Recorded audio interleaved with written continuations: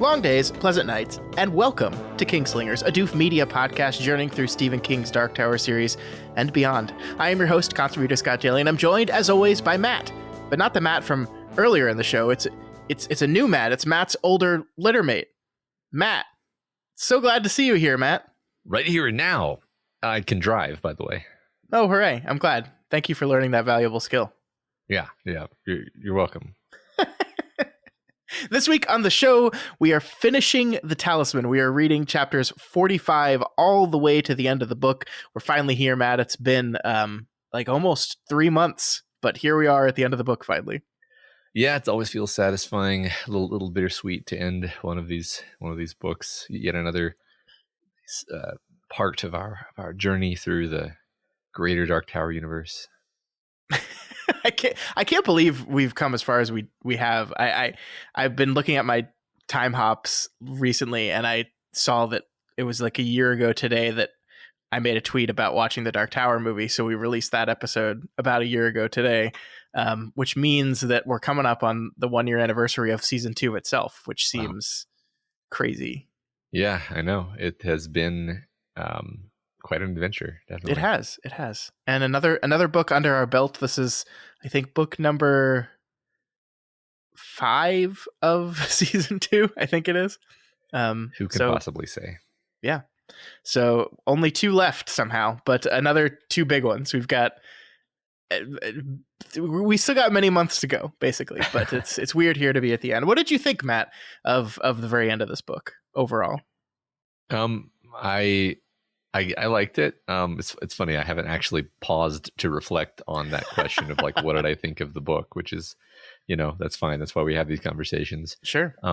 Yeah. It's funny because I think, as we'll talk about later, the action finale that we got was actually pretty close to what I had been imagining. So I do feel a bit gratified about that.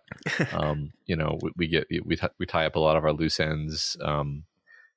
It's nicely emotionally satisfying story. Yeah. I think overall, it was very interesting. It was a very interesting experiment. Let's say, because we're gonna. I think we maybe should remind everyone that next week we're gonna do a holistic look at the book, in the whole. Right. So we're not necessarily going to do like an overview of the book right now, but I guess I'll just say, looking back, it definitely feels like a book that was written by 2 authors. I think that's fair. Fair. Some aspects of that made it more interesting and more fun in some ways, and some aspects of that I think made it feel a little bit disjointed and full of little Frankenstein parts where you're like, what was this actually for? Yeah. But on the whole, I think that just makes it an even more interesting artistic artifact. I agree. I mean, I think, like you said, overall, we're going to talk about this more next week, but I want to introduce this idea and have us kind of maybe focus on it more. These are 2 authors that I think are both proclaimed pantsers, aka they write by the seat of their pants. They're not outliners. They write like just, the story kind of comes to them as they go. Yeah. And it's interesting that you take that process and add another human being to it. And so you have 2 people crafting a story as they go and kind of communicating the story to each other via the sections they're writing. And it is certainly an interesting experiment. And I agree with you. There are places when it doesn't necessarily work, but we'll get into all that more in our overview episode next week. That's right. But I guess my overall question before we dive deep into these chapters for you is, do you feel like this stuck the landing? Is this another well thought out ending, or is it another example of, Stephen King is actually not very good at ending his novels type thing? No, I wouldn't say that it's a bad ending. Mm-hmm. Like, the worst I would say about the ending is that it played out pretty much exactly as I thought it would. Not like down to the minute details, but like, okay, you have a big confrontation with the evil guy. Sure. And you defeat the evil guy using a Kamehameha and and then you go save the mom. Like it all played out the way. Like, I guess I'll say this now, and then when we get to the end, we can talk about it again. But like toward the end, I was like, are we going to throw a curveball? Like, is Lily going to die? And it's going to be like one of those stories where the point was, bad things happen, kid. Your journey wasn't about saving your mom. Your journey was actually about becoming strong enough to accept the fact that sometimes unfair things happen. And no, it wasn't. There was no curveball whatsoever. It was exactly the sort of adventure story that was kind of promised on the tin, which is fine. It just left me with the feeling of like, yep, that was good. Yeah. And I definitely want to put a pin in that last fact for sure, because that's something I really want to talk about is, in the end, he gets the magical item and cures his mother's cancer and everyone lives happily ever after. And you're left with like a thing like, okay, that's great, but like, that's not how the world works. And so the question is, what is the book saying with that? And I think we should definitely talk about that when we get there. All right. Sounds good. All right, but let's get right into it here with our first chapter of the evening, which is chapter 45, aptly titled "In Which Many Things Are Resolved on the Beach." The climax of our book continues. We pick up with Jack and Richard on the beach as a faceless, fingerless sunlight gardener charges towards him, knife in hand. Jack flips into the territories and is met with Sunlight's twinner, Osmond. And we get this part here, which I just love. Osmond's true smell, that of rot and filth and hidden corruption, boomed out, and his lean, crazy face somehow rippled as if a lightning bolt had cracked beneath it. He smiled brightly, emptily, and raised the coiling whip above his shoulder. Other than just being a great description there, I just, isn't it interesting? And this is kind of what I'm doing here is I'm introducing a concept for you that I plan on talking about later in the episode as well. But isn't it interesting how much smell has mattered to the story? Definitely. I think even, back at the beginning of the story, we remarked that smell seemed important. The first sense that Jack has of the territories is the smell, because he has his eyes jammed shut, and he smells the combination of like beautiful flowers and raw meat, which is this great sort of mixed symbol of like, well, that's a confusing, like, what are you telling me exactly? And then also there's just the fact that I think overall throughout the story, smells are kind of used to convey the idea that like there's a deeper truth behind the smell. Like Wolf is always kind of smelling the secret truths about people. I think it is the one biggest through line of the book so far. And I think you're absolutely right. Like our introduction to the territories as a place is done first and foremost through its smell. And we will be paying this off again here in a few minutes as well. Yeah. It's funny because it happens so many times actually that I think we just kind of stop pointing it out. But it is very, very consistent that smell is mentioned many, many times in the story. Oh yeah. So as Osmond raises his whip to strike down the boy, Jack flips back into our world, arm raised, catching Sunlight Gardener's knifed hand by the wrist as it comes down to strike. This Matt is the most anime thing Stephen King has ever done. It's true. Like I said, this whole action finale is so close to what I was imagining, but I didn't actually think we were going to get it, because I was like, the way you take advantage of this flipping power is you would like use it tactically to kind of move around the battlefield and get the drop on people. But then I was like, but that's just not the kind of scene that Stephen King would write. He doesn't really write action scenes that way. He writes kind of very, very abrupt and rushed and chaotic action. Everything culminates and then it's over really fast. And it's like, well, not in this book, apparently. This is, and maybe this is some Straub influence. I don't know. But this is a much more kind of, this reminds me much more of like like what you would expect of a normal fantasy novel, where you have a prolonged, battle between the good guy and the bad guy. Sure. Now I understand that. It is interesting. I was only half joking. I think it is kind of like just the image of appearing in thin air, catching a wrist as if you knew it would always be there is just, it is very cool in a specific kind of way. But I know what you mean, how it doesn't feel necessarily Stephen King action-y. It is cool. I think it's cool. Yeah.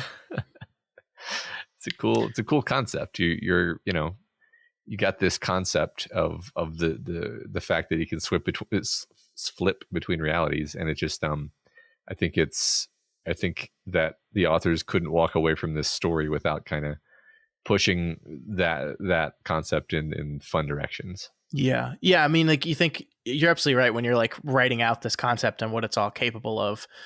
That is one part that probably can't resist going to. And we definitely do it here. I mean, we'll do it kind of even more with the whole Morgan fight as well. Yeah. Yeah. So in this moment, as Jack is standing there holding Sunlight Gardener's knife inches from his head, Speedy whispers to him, asking him if he figured out what this man has done to him. And of course, Jack has figured it out. Osmond Sunlight Gardener, this is the man that killed his father. And so prepare to die, Sunlight Gardener. Yeah. It's a great moment. I love the writing here, though. Jack screamed with horror, rage, and all the long hidden feelings of the abandonment and helplessness which had followed his father's death. He found that he had pushed Gardner's knife hand all the way back up. And this is something I wanted to talk to you about here at the end of the book, Matt, because obviously Phil Sawyer's death did indeed have a huge effect on Jack. How could it not? One could argue it was kind of the inciting incident that led to everything that happened here, including what is happening right now. But so much of the story has been about Jack's attempts to save his other parent, his mother, that this sudden moment kind of hits us in a way that I think would hit us a little bit harder, because you're just not thinking about Phil Sawyer very much, except in like a very broad sense. Yeah. I agree. That I remember we talked about this several episodes ago, the idea that Jack also doesn't seem to think much about his father at almost never, and even less often does he think about the fact that his father has been killed and possibly murdered. I guess the thought doesn't even seem to occur to him other than maybe once. Yeah. It's funny, he thinks of his father so infrequently in the story that I was like confused about how he died. I was like, did he get hit by a car? No, wait, that was somebody else. Like, that was Uncle Tommy. Yeah. Yeah. But I was genuinely like we spent so little time on it that I just didn't remember. Sure. I think he's been preoccupied with saving his other parents. And then also the story kind of saved up this reveal that, well, he kind of has been on the road to avenging his father the whole time. He just didn't realize that. And so it's kind of a narrative icing on the cake. Yeah, I agree with that, but in a very kind of broad, inspecific kind of way. Like we see only bits and pieces of what Phil Sawyer meant to Jack. Like, it's obvious his relationship with his mother was a lot closer. Like his father seemed to be this kind of almost mystical, otherworldly like thing that he barely fully comprehended. And his mother, he has a much more, close, personal, human relationship with. Do you think that's on purpose? Do you think that's for some reason? I think, I don't want to, I say I don't want to psychoanalyze the author, and then I proceed to do it over and over and over again. But something does indeed strike me when looking, we talked about Bad Dads a couple weeks ago, and something does indeed strike me to the fact that King's father figures in his books are either bad, terrible, absent, or absent by choice, or absent not by choice, right? And of course, this does reflect the fact that Stephen King's father abandoned his family when he was very, very young, and I don't think I think I was looking this up today. His father died in 1980, I believe, and I don't think he ever talked to him again. Like, I don't think he ever met up with him and then like tried to repair the relationship or anything. I think he was just happy saying like, that guy left us, fuck him. I don't want anything to do with him. And he never reconciled or even spoke with him after he left. So I think King has a very interesting perspective on fathers in that, there are fathers that are bad and abandon their children, and then there are fathers that just aren't there. And you have to kind of figure out, what that figure means in your life. And so he either writes them in this very bad, angry kind of way, or writes them in this like, I'm this otherworldly kind of way where I don't even understand who you are as a person. Like, Yeah. and that's what I feel from Jack Sawyer. So was it deliberate? I perhaps. I think it's just a reflection of a man whose only real, dealing with fatherhood is being one, not having one. Yeah, and I was going to follow up on exactly that point, that I feel like as his career goes on, there's a sort of third angle on fatherhood that he takes, which is the angle of him figuring out what it means to be a father, and finding that like his model of fatherhood is not acceptable to him, and so he has to create his own. And I think a lot of his characters, and you can see it over time as you look through his books and how they change over time, you can see him. I really do think kind of developing his philosophy of fatherhood and maybe even, you know, being a person and being a man.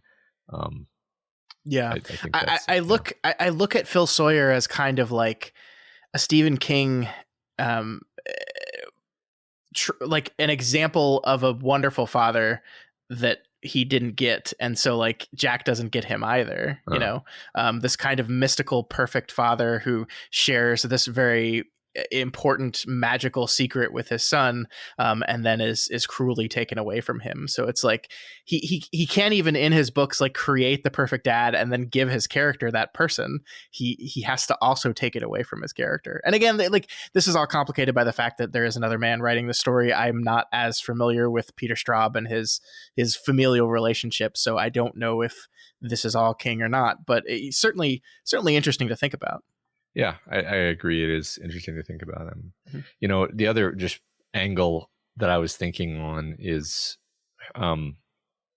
so this is probably the most heavily that I'm going to criticize this book overall is kind of the way it ended didn't really make me feel a whole bunch. Okay. And maybe I'm unusual in that. Like, maybe, I don't know. I have no idea, honestly. So like this, for example, you know, you quoted the, Inigo Montoya, you killed my father, prepare to die. It's like that. I didn't feel that level of like, holy shit, this is the guy who killed his father. This is epic. Like, I was just like, yeah, we knew that. And, and he's going to win. And I don't really feel like, I just didn't really feel any of the, like, I feel like the authors didn't ramp me up to the point of like really being invested in that conflict. Yeah, I think that's right. I think the moment where Speedy is suddenly whispering to him, "You know what this man did, don't you?" I was like, "Wait, do I?" wait, what? And then it feels like an afterthought. It feels like, "Oh, by the way, this is the man that killed your father, of course. So why don't you go ahead and take it?" I mean, You said something earlier that this is kind of, this whole story is a boy saving his mother, but it is also a boy taking revenge on his father, and it is that, but that's not really the focus of any of it. So like to compare it to the Inigo Montoya moment, like that's his whole arc. That's his whole thing. It's repeated over and over and over again. And so the moment when he does actually find the person who killed his father is this incredibly emotional beat because it's been built up so much. This is just like, oh yeah. Like, and so the feeling I felt here was not like, pleasure at a moment of triumph or like a sad, good, I'm glad that happened. It was just like, oh yeah, I forgot that part. And it's like the surprise of it, the shock of it, of just going, oh yeah, also by the way, this guy killed your dad, and so you should kill him now. Just kind of threw me off a little bit. I feel like it almost would be better if that wasn't an element in the story, that the idea that Sunlight killed his dad. Like, this is one of those cases where I'm like, either make that more prominent, or, you know, recognize that this is basically a Christ allegory story, and it kind of doesn't work for your Christ allegory to murder his father's killer out of vengeance. Like, it just thematically doesn't really work. And so like, I see why they didn't make it a more central thing, right? Because it's like, if Jack is just furious and full of hate and wants to just fucking kill this guy, it's like, well, that doesn't really work with this sort of holy, noble, perfect, Jason character who he's kind of blending with. It just doesn't work at all. So I don't know. Maybe this is a minor complaint ultimately. I just kind of saw it as being this is one example of like a moment in the story where I was like, clearly you want me to feel something about this, and I just kind of don't. And that's kind of where I was at this point. Sure. No, I think that's fair. For sure. I don't think I felt quite as strongly as you, but you talking about this reminded me of the way I felt it when I read it this time, and it was this kind of moment of confusion instead of like grief or pleasure or any of that stuff.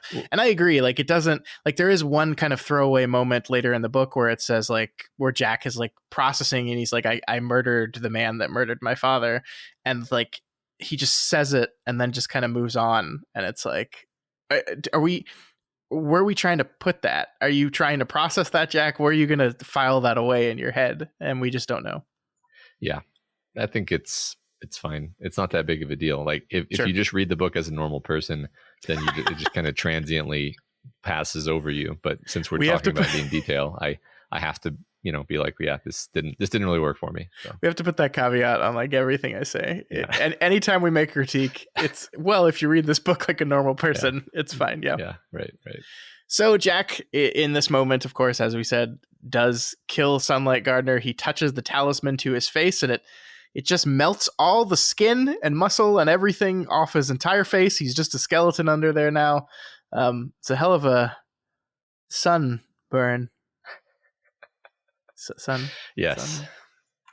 I do appreciate the irony of like a man named Sunlight kind of having his face burned away by this magical orb of power. Yeah, because it's like, I mean, just to spell it out, it's like the sun. It's like he's being obliterated by the power of something that is truly the sun, because he was just a hollow mockery of it. Yeah. So having dealt with Osmond, Jack goes on to face Morgan Sloat. At first, he wants to leave Richard behind because even though he was healed, he's still not doing too great. But Richard insists upon coming, and so he gives him the talisman to hold, and then once again piggybacks good old rational Richard. I love the moment of the Morgan Sloat trip, Matt. I love how this is written here. A plumpish leg clad in light brown wool, and just below the pulled-off cup, Jack caught a blurry glimpse of a perfectly proper brown nylon sock, suddenly stuck straight out from behind the last rock like a toll gate. "Shit!" Jack's mind screamed. "He was waiting for you, you total nerd!" Richard cried out. Jack tried to pull up and couldn't. Morgan tripped him up as easily as a schoolyard bully trips up a younger boy in the play yard. After Smoky Update, and Osmond, and Gardner, and Elroy, and something that looked like a cross between an alligator and a Sherman tank, all it really took to bring him down was an overweight, hypertensive Morgan Sloat crouched behind a rock, watching and waiting for an overconfident boy named Jack Sawyer to come boogieing right on down on top of him. I love how that's written, and I love just the idea of it, right? That Jack, along this road of trials, has faced insurmountable problem after insurmountable problem. He's broken into a magical hotel, bested the black knights that guard this object. He's taken the object out, burned people to death with it, and then how is he felled? Morgan Sloat just sticks his foot out and trips him. It is great. It might be fun here to talk about how King Straub kind of throws in this moment of like sheer comedy at our hero's expense. Sure. In the middle of the climactic action set piece. And I think this is a thing that King does sometimes just in general, where even in a very serious situation, he'll sometimes throw in some comedy. It's interesting. Yeah. No, I mean, you definitely make a point there. It's like Jack's reaction here is almost funny, right? You total nerd. He tells himself like this is the middle of the climactic action sequence, and he's like calling himself a nerd. It's delightfully weird. Well, a lot of Jack's quippiness and use of language throughout the whole climax kind of reminded me of Spider-Man, honestly. Like the like smart mouthed retort that he always has on hand. Sure. Which I think is very much in character because his mom also does the same thing. This is like a family trait of being a wisecracking guy. Yeah. And it's something that's definitely emerged from him more and more as the book has progressed. And he's gotten more confident in himself. Yeah. I also think there's really something to the idea that this fight between Morgan and Jack is very childish. And it begins with this moment of something simple and childish, and as the book says here, as like schoolyard bullying, as just sticking your foot out and tripping someone. And I think there's something to this, and I think we'll build to that moment as we talk about it. But just Sure. to point that out here at the beginning, it's kind of firmly establishing the weird immaturity of this whole encounter between the two of them. I think you're right. Yeah. So they both fall over, Richard holding the talisman. There's this one terrifying moment where we think it might break, but Richard allows himself to face plant into the rocky ground rather than risk the object. He slices open his scalp. There's blood everywhere. The book describes this as like the nose cone of a defective rocket smashing into the ground. Matt, I just want to point out here how fucking badass Richard is that he did this, right? That he barely understands what this thing is. Even a few days ago, didn't believe that any of this stuff was real. And now he recognizes the power of this object to the point where he's giving up his body to ensure its safety. Yeah, it's really interesting. I still don't fully know what to do with Richard as a character, like where to kind of slot him. Other than just to take him at face value as like, yeah, he's awesome. He's a very interesting and unusual kind of brave and heroic character he never at any point really thinks of himself as brave and heroic, which I think makes him a very excellent analog to Sam Gamgee. Just in the sense that he thinks of Jack as the hero, but it's like, hey, dude, you're the one who just, he was literally being the ring bearer in that moment that he face planted, and he took a big hit for the team, right? And then another thing that reminds me of is like the idea that he has all this blood gushing down from his head and his face gives me a lot of like Crown of Thorns vibes, and so it's like, and I'm like, so are we sort of distributing some Christ-like characteristics across these two characters? I don't know. I don't know that that's the case, but definitely Richard with his face all bloody gives me some imagery of Christ-like self-sacrifice. Yeah. So this is, I think, I'll speak generally about myself here. This is something I do whenever, like, and this is, I think, as our listeners will point out in the discussion question area, this is something that I think is a problem with doing like Christ allegory in your books, is that like once you do it in one place, your readers or maybe me specifically is looking for it everywhere, right? And there's moments where this thing doesn't quite line up to the Christ allegory, and then there's moments where it lines up but in different ways, and you're just kind of scratching your head being like, is this mean something? Are we doing this on purpose? And I don't know the answer to that question. I think that's a great pull. I hadn't thought about the Crown of Thorns, but that's a great pull. Yeah, I mean, I honestly have no idea. What I'm doing is I'm reaching to try to make it so that I can better understand what the intention was behind the Richard character, and maybe it's just exactly what I am thinking. It's just like, hey, sometimes it's fun to depict a character who's heroic, but not in a flashy way, who's in a kind of a normal person who has normal person problems swept up into somebody else's adventure, and yet still acquitting themselves very heroically. Yeah, and has been kind of abused, like even more than our hero at this point. Like the last few hours of Richard's life have been total shit, Yeah. And yet he's still making these choices and doing these things. True. It's pretty great. Yeah. So struggling to get back up, Morgan comes over and he just kicks Jack right in the nuts, Matt. So again, continuing on our theme here of schoolyard bully fight, this is how Morgan chooses to engage with Jack. He trips him and then he kicks him in the balls. It is really interesting. I now that you've pointed it out, I think you're 100% right, because like if I found myself in hand-to-hand combat with a 12-year-old, pretty sure I would just like kick them in the chest. like you have so many advantages, and the things he's choosing to do are so like petty and sneaky, and cowardly. Like kicking him in the nuts is a perfect example of it, where it's like you could probably just kick him in the head. I guess I forget how tall 12-year-olds are, but anyway, point is, totally agree with you. It's intentionally like a schoolyard scuffle, the way it's depicted. Yeah. And it's absurd because Jack is 12 and Morgan Sloat is in his 40s or something. Like, Yeah. just I hung out with my 11-year-old niece this week, and I think she's not the tallest person in the world, but she's probably just under 5 foot, a little bit. But she's tiny, and I mean, Jack is not like, Jack's a boy, so he's probably going to be a little bit like bigger. You know, if he's going through puberty, he's probably got a little bit more muscle on him than my niece would have. But like, he's a child still. At 12, you still like look like a boy. You don't quite look like a man yet. So just to be a full grown ass man and just run up to a little boy and kick him in the nuts is just, it's absurd.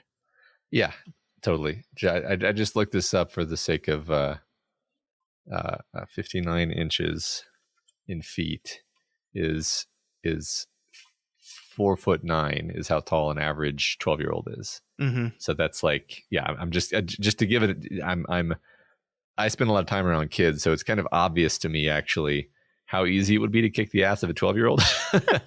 and so like it is really salient to me how sort of weird, it like intentionally weird this fight actually is. Yeah, man. So strange. Yeah. So I think before we get into the more weirdness of the fight, we have to point something out here that I think is so interesting. Jack notices as he stands there looking at Morgan Sloat and watches him kind of transform into Morgan of Orris. This is the first time our protagonist has gotten a good look at this man. Like this great evil force, Morgan of Orris, that has been like ever present in this book.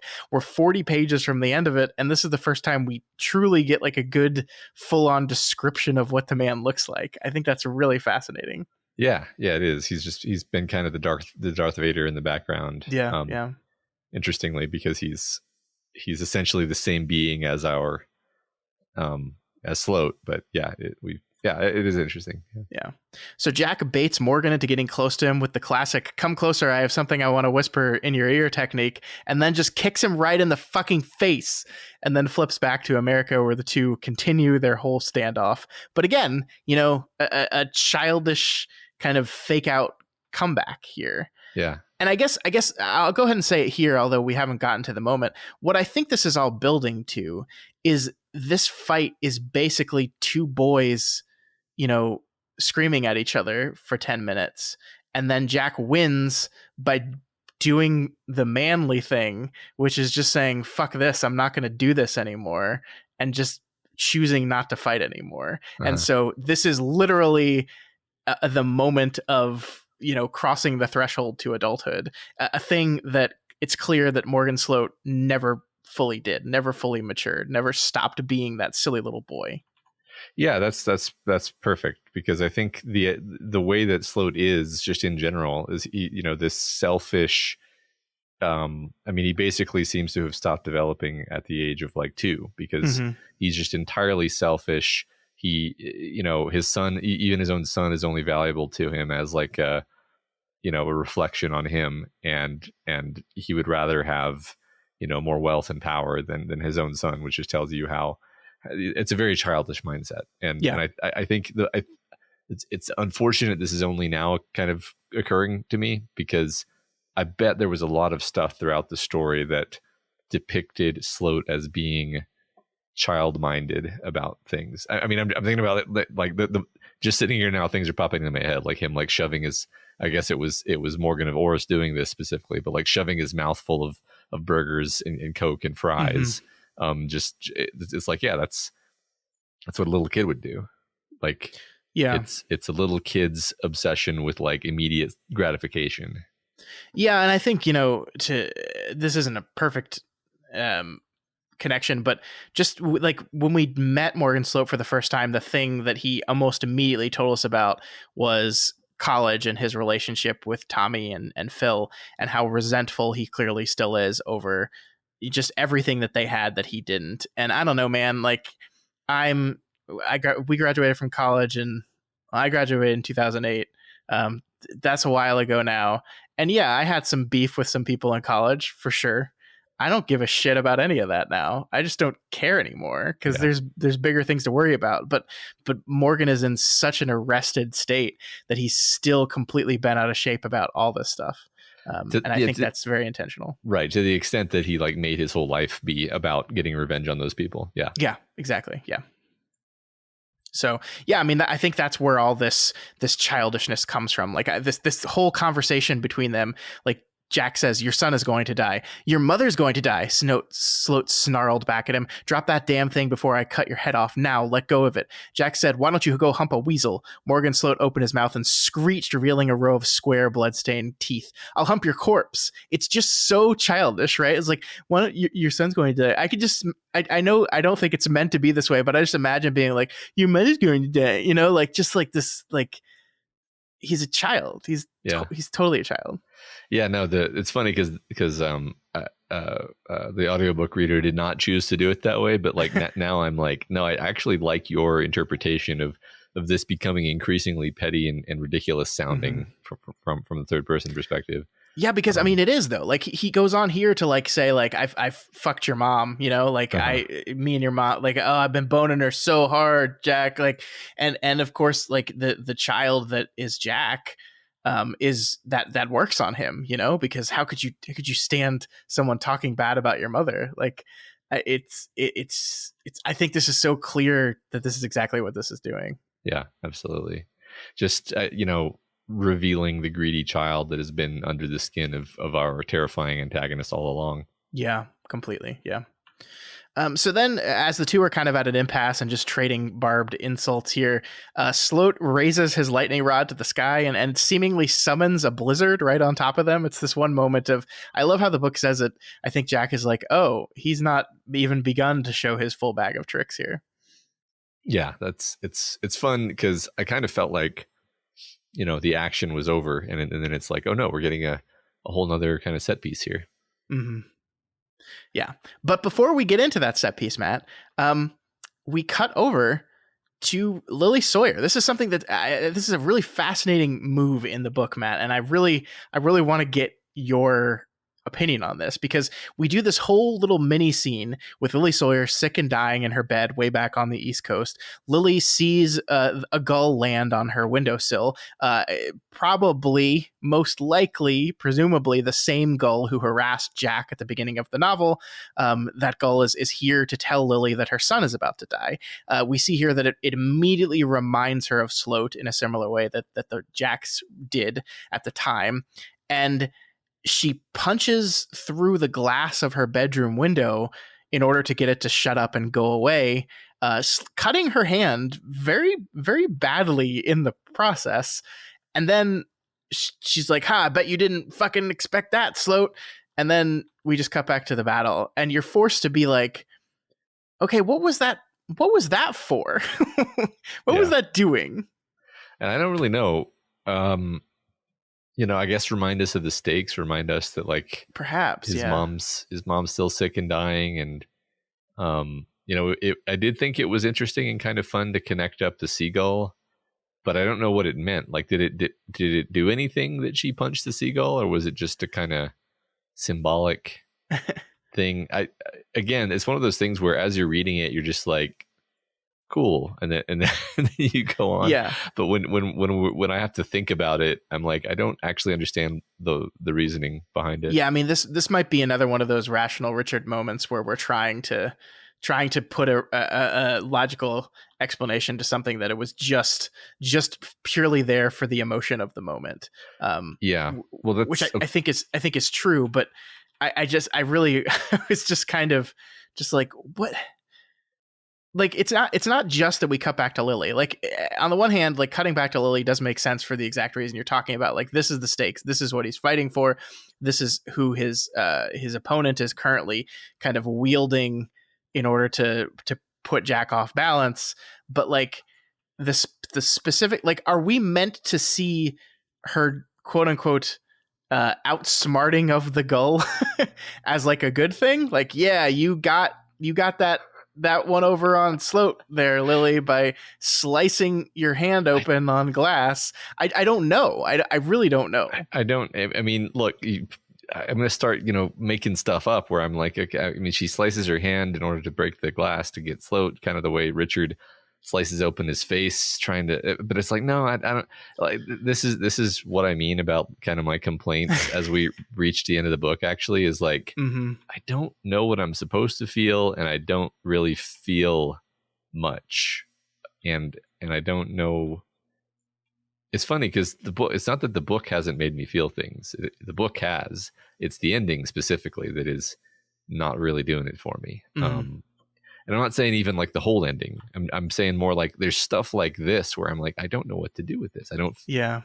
It's almost, it's the kind of thing where, like I said before, if you're just reading the book normally, you just kind of go over it and then you like forget that it even happened because it's not connected to anything. But as we're going through it, I'm just kind of like baffled. So. Well, and to be Rational Richard again, what is the deal with the gull? Like, is this Sloat exerting his influence in a weird way, or is this just like random timey-wimey magical bullshit that is just here to be creepy and terrifying? I don't know, because like there's all these things that Sloat does throughout the course of this book. Like, remember the stuff with the telephone back in the mall that were like, we have not been led to believe that Sloat has any kind of magical power outside he's got this cool lightning rod, and yet there's all this weird shit happening, and I don't have an answer on any of this. And part of me, while I'm saying this, is like, Scott, it doesn't fucking matter, knock it off. But like, it does kind of beg the question. Yeah. Well, I mean, to me, there's two different ways of being Rational Richard. There's the Doyleist way and there's the Watsonian way. Like, so the Watsonian, I never really have any interest in being in like, well, that's a plot hole. Yeah, that's the Watsonian approach. I'm actually just asking, why did the authors do this, right, from the perspective of trying to tell a story and entertain me and make me feel things, because it didn't work. so now I'm in the position of having to figure out what was the intent. And I think maybe I am being a little bit Rational Richard there, because I need to just be like, the intent was to just kind of sweep you up in some cool imagery and feeling of otherworldliness and inexplicable weirdness, and searching for an explanation is in and of itself missing the point, because it's just supposed to feel weird and fantastical. I think the bottom line for me is I want books to make me feel things, and if the book wants to make me feel confused, then at least I can be like, okay, they clearly want me to be confused about this moment, right? But I don't know if this moment is meant to make me feel confused, and yet I'm like, what am I supposed to feel about Lily punching a hole in a glass window? Like, what do you want me to feel about that book? And I don't know. It sounds like we're being very complainy today, and really, to get back to what you were saying, I don't think this is bad. I don't think it's a bad scene. I don't think it's a bad choice. I just am doing a podcast where I'm trying to analyze and explain the choices that an author made, and my conclusion is here is a shrug. I don't know. Yeah, I mean, I will just kind of bite the bullet of being a little bit complainy, and I think just kind of admit that I did not love the way the book ended. I didn't hate it either. The book overall I really liked. The ending I'm not so hot on. So I'm being a bit complainy. Yeah, I am. Speaking of complainy things that don't make any sense to me, this will be the last one this episode for me. I promise. So we learn here that basically what is happening, as Morgan has summoned a blizzard and is then like appearing, seeming to teleport all over the map, and is basically like whispering in Jack's ears from different locations and throwing stones at him, and is never in the same place. He keeps moving very rapidly. And what Jack realizes here is that Morgan is flipping back and forth between the territories and our world. And when he's flipped over to one place, he's moving to a different location and then flipping back. And so to a person who can't see clearly because of the snow and the blizzard that's happening, it appears like he's teleporting all over the place. The problem, Matt, is the same problem I've had with this Morgan Sloat flipping for this entire book, which is we were explicitly told that that's not how it works. We were explicitly told that the advantage that Jack has over Morgan Sloat is that when Jack flips over, he moves locations. When Morgan flips over, he just jumps into the head of Morgan of Orris wherever he happens to be. So flipping from Morgan Sloat to Morgan of Orris and then Morgan of Orris moving 10 feet away would not move Morgan Sloat's relative location. It's not how it was explained to us. So I don't get it. And maybe I shouldn't have to get it. I don't know. It did not ruin the scene for me. But when I sat here and thought about it, I was like, I don't understand how any of this is working. Yeah, I mean, honestly, when I got to this, I think by the time I was at this point, I was like, whatever. And it didn't occur to me. And I think the reason is like I had kind of stopped paying attention to the rules. And I think the reason I'd stopped paying attention to the rules is that once we got to Point Venuti, the rules stopped really applying in the same way because everything is just merging. Sure. And so I'm not going to say that was my explanation because I didn't even think about it at the time. But I guess in retrospect, if I have to come up with an explanation to rationalize it, I'll just say like, well, as long as they're at Point Venuti and or near the Black Hotel and or near the Talisman, the worlds are thin enough that you can kind of break the rules and do stuff like that.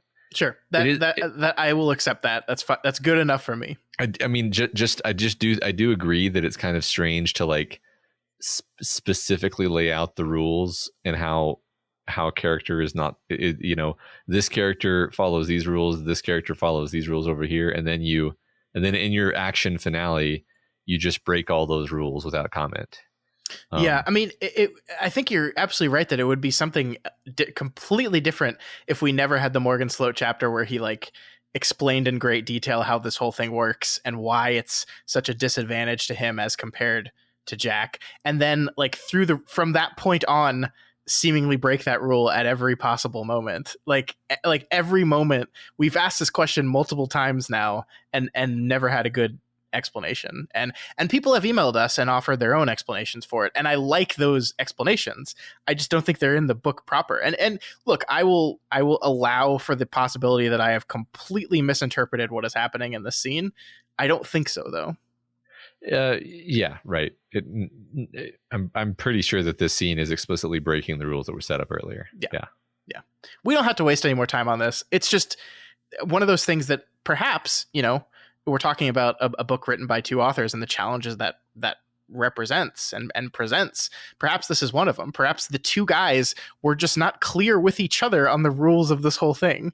And like King wrote a section or Straub wrote a section that explains the rules and details, and the other one just didn't read it and just wrote their own shit. And then when the other person either forgot what the rules were or just liked what the person was doing so much that they were just like, yeah, whatever, I don't care. And I think your Point Venuti explanation is enough for me. For sure.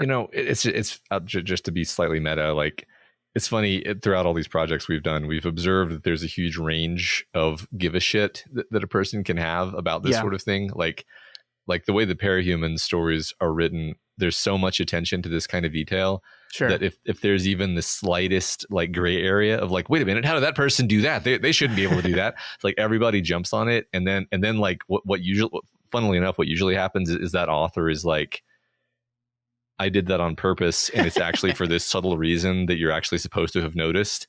And I think Stephen King, like having read the whole Dark Tower and everything, I just don't think he cares. Like he's like, no. Toad Ash and the balls, and the orbs and the doors and whatever. It's just fuck it. It's for the purpose of storytelling. Okay. I don't really care about these details. Exactly. I think if Stephen King listened to this conversation we just had, he would roll his eyes and be like, Jesus Christ, get over it. It doesn't matter. Nerds. Yeah, exactly. So in that light, let's move on. Yes, I agree. So Jack starts hunting Morgan using his own game against him, flipping back and forth as he tries to strike out against him with the talisman. He does get some good shots in, but we're still kind of at a stalemate. And then we cut over to Richard briefly waking up from consciousness, looking at his best friend duel his father, and we get this wonderful line. Even without his glasses, Richard could see that Jack had an undefeated, unbowed look that moved him very deeply. Jack looked like a hero. That was all. He looked like a dirty, disheveled, outrageously youthful hero, wrong for the role in almost every count, but undeniably still a hero. Jack was just Jack now, Richard now saw. That extraordinary extra quality as of a movie star deigning to walk around as a shabbily dressed 12-year-old had gone. This made his heroism all the more impressive to Richard. So there's lots to talk about there, Matt. I think the biggest thing is that extraordinarily extra quality is gone. That, you could argue, Jason-ness of him is not there anymore, that he is just Jack now. Like we had in the moments leading up to the getting of the talisman, we had this kind of merging of the spirit of Jason and of Jack into one, I think the book said, kind of third new entity, right? Mm-hmm. Now he has the talisman, and the book kind of emphasizes that, no, that's gone. It's just Jack again now. And I guess my conclusion with that is perhaps when he denied the deification of the talisman, the Jack part of him, the Jesus part of him, the resurrected Lord part of him left, wasn't there anymore, because we do not hear from Jason for the rest of the novel at this point. No, I love that. It didn't occur to me actually that was the moment, but I love that idea that this is he's returned to his pure earthly form, and I like it a lot too, because like there's something to me where it strikes me as more brave for a boy who is indeed just a boy and not a magical Christ figure, to be standing up to, you know, a full grown man with a magical super weapon. That is more impressive and more brave and more heroic. Mm-hmm. I agree. It's wonderful, and I think King and Straub know that too, because this made his heroism all the more impressive to Richard and to Matt. Yes, indeed. So realizing he's still at a standstill, Morgan plays the last card he has. He threatens to kill Richard, his own son, and also Speedy if Jack doesn't drop the talisman right this minute. And Jack, tired of fighting, tired of killing, and also perhaps becoming an adult, does. And we get this wonderful writing here, Matt. Jack didn't look around at Richard. You don't own a thing unless you can give it up, his mind hammered at him. You don't own a thing unless you can give it up. What does it profit a man? It profits him nothing. It profits him zilch. And you don't learn that in school. You learn it on the road. You learn it from Ferd Janklow and Wolf and Richard going headfirst into the rocks like a Titan II that didn't fire off right. You learned these things, or you died somewhere out in the world where there was no clear light. No more killing, he said in the snow-filled darkness of this California beach afternoon. He should have felt utterly exhausted. It had been, all told, a 4-day run of horrors, and now at the end he had coughed up the ball like a freshman quarterback with a lot to learn, had thrown it all away. Yet it was the sure voice of Anders he heard, Anders who had knelt before Jack/Jason with his kilt spread around him and his head bowed. Anders saying, all will be well, and all manner of things will be well. No more slaughter. Go on and break it if you can, he said. I'm sorry for you. You know, you talked about how moments in this ending didn't make you feel things. I hope this is not one of them, because this is, to me, the whole book in what I just read right there. And it is beautifully written and incredibly powerful to me. Yeah, I did like, I mean, this is the sort of thing that connects up with the more powerful themes and emotional through lines. Mm-hmm. And, you know, it connects right up with stuff that we were doing with Wolf, for example, where, you know, Wolf was a part of the story that worked on me like gangbusters. So, yeah. I did like it. Yeah. And I think, to me, at least, it answers the question we had last week, where why was Richard necessary? You know, why did Richard come into the hotel with him? Why was Richard, you know, the book kind of told us over and over again, Richard has a part to play in this. And it's not just the holding of the talisman. Of course it was that, but it's the teaching of the lessons, right? It's Richard's, it's Jack being willing to give up the talisman to hold to Richard. And then it's Richard, you know, putting this thing, this other person, this quest above his own safety and his own, like, this idea of sacrifice, of as you so aptly connected, nobility, right? That in these moments that really test us, how do we react? What does it profit a man if he loses the one thing he cares about the most? It profits him nothing. And you don't learn that in school, right? This is great. You learn that on the road. It's like the whole point of this quest. The book like makes it clear that this was about the journey. He had to go on this journey, or in this moment he would have made the wrong choice. And this is the right choice in this moment, to toss childish things aside, to drop the ball. I love the image, like a freshman quarterback with a lot to learn. But like, freshman quarterback thinks that that's important because it's football, but like an adult knows it's only football. Just drop the thing. It's not the end all be all. Let it go. And he wins. And Morgan Sloat cannot do that, right? Yeah, beautifully said. I agree with all of that. It was extremely satisfying. There's a very satisfying moment. Yeah. And I love how Morgan Sloat, quote unquote, dies here, right? Because instead of merely smashing the talisman, which I think very importantly, the book is pretty explicit here that if he had just like lifted his foot up and brought it down on the talisman, he would have destroyed it, right? But instead of doing that, he, in his hubris or pride or immaturity or what have you, shoots his lightning rod weapon at it. The talisman, for its turn, swallows that energy whole and then fires it back at Morgan. And we see this happen, Matt. A hole opened between the worlds, a hole the size of the tunnel leading into Oatley. And Jack saw Sloat, his handsome brown suit burning, one skeletal tallowed hand still clutching the key, driven through that hole. Sloat's eyes were boiling in their sockets, but they were wide. They were aware. It's great. I'll admit that at this point, while it was a satisfying moment that worked on me, I wasn't actually clear on whether he was dead because it says that his eyes are open. Mm-hmm. Now, I didn't think he was going to like come back within this story, but I got the feeling like, oh, is this one of those story endings where we kind of leave open the possibility of the villain showing up later in some other story, maybe horribly scarred or something.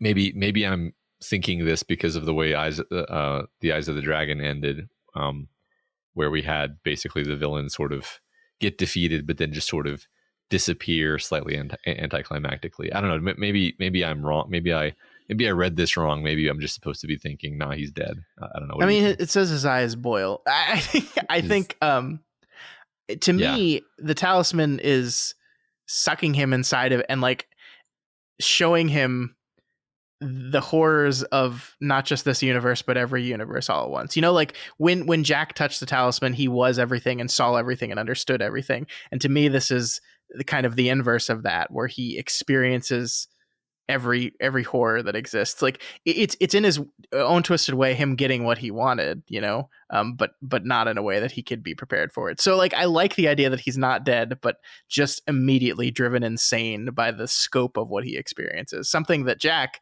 in his wisdom and clarity, can deal with and can see and understand and then gracefully put down.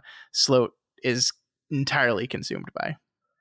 Yeah, I like that. I agree. Good. Cool. All right, so then Sloat defeated, Jack heals both Richard and Speedy with the talisman, and we finally, 1 hour later, get to the end of our first of 3 chapters. Matt, we're gonna have to speed her up here. We are. We said before we started recording, let's make this one a quick one, and we have not lived up to that. Nope. At all. So let's move on to chapter 46. Titled Another Journey. This is climax over. We begin our denouement, and here we have the talisman seemingly exhausting the last of its power and going dark, but Speedy reassures us it'll power up again when it's needed, and he says so in this line: "You do for it," Speedy said, "and you want to believe it's going to do for you did for it," Speedy said, "and you want to believe that it's going to do for you. Don't worry."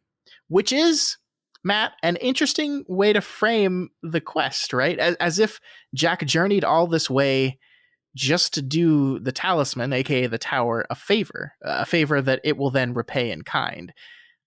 It reminds me of Insomnia a little bit, actually, here. The great powers needed the help of the little folk to save everything, and they'll manipulate things to get their way. So, like, it introduces the thought in my head, at least, is, did Lily Sawyer have cancer due to, like, just the blind, stupid bad luck that is existence, or is it because the purpose needed to motivate Jack to go on a quest to free the talisman from its black hotel prison?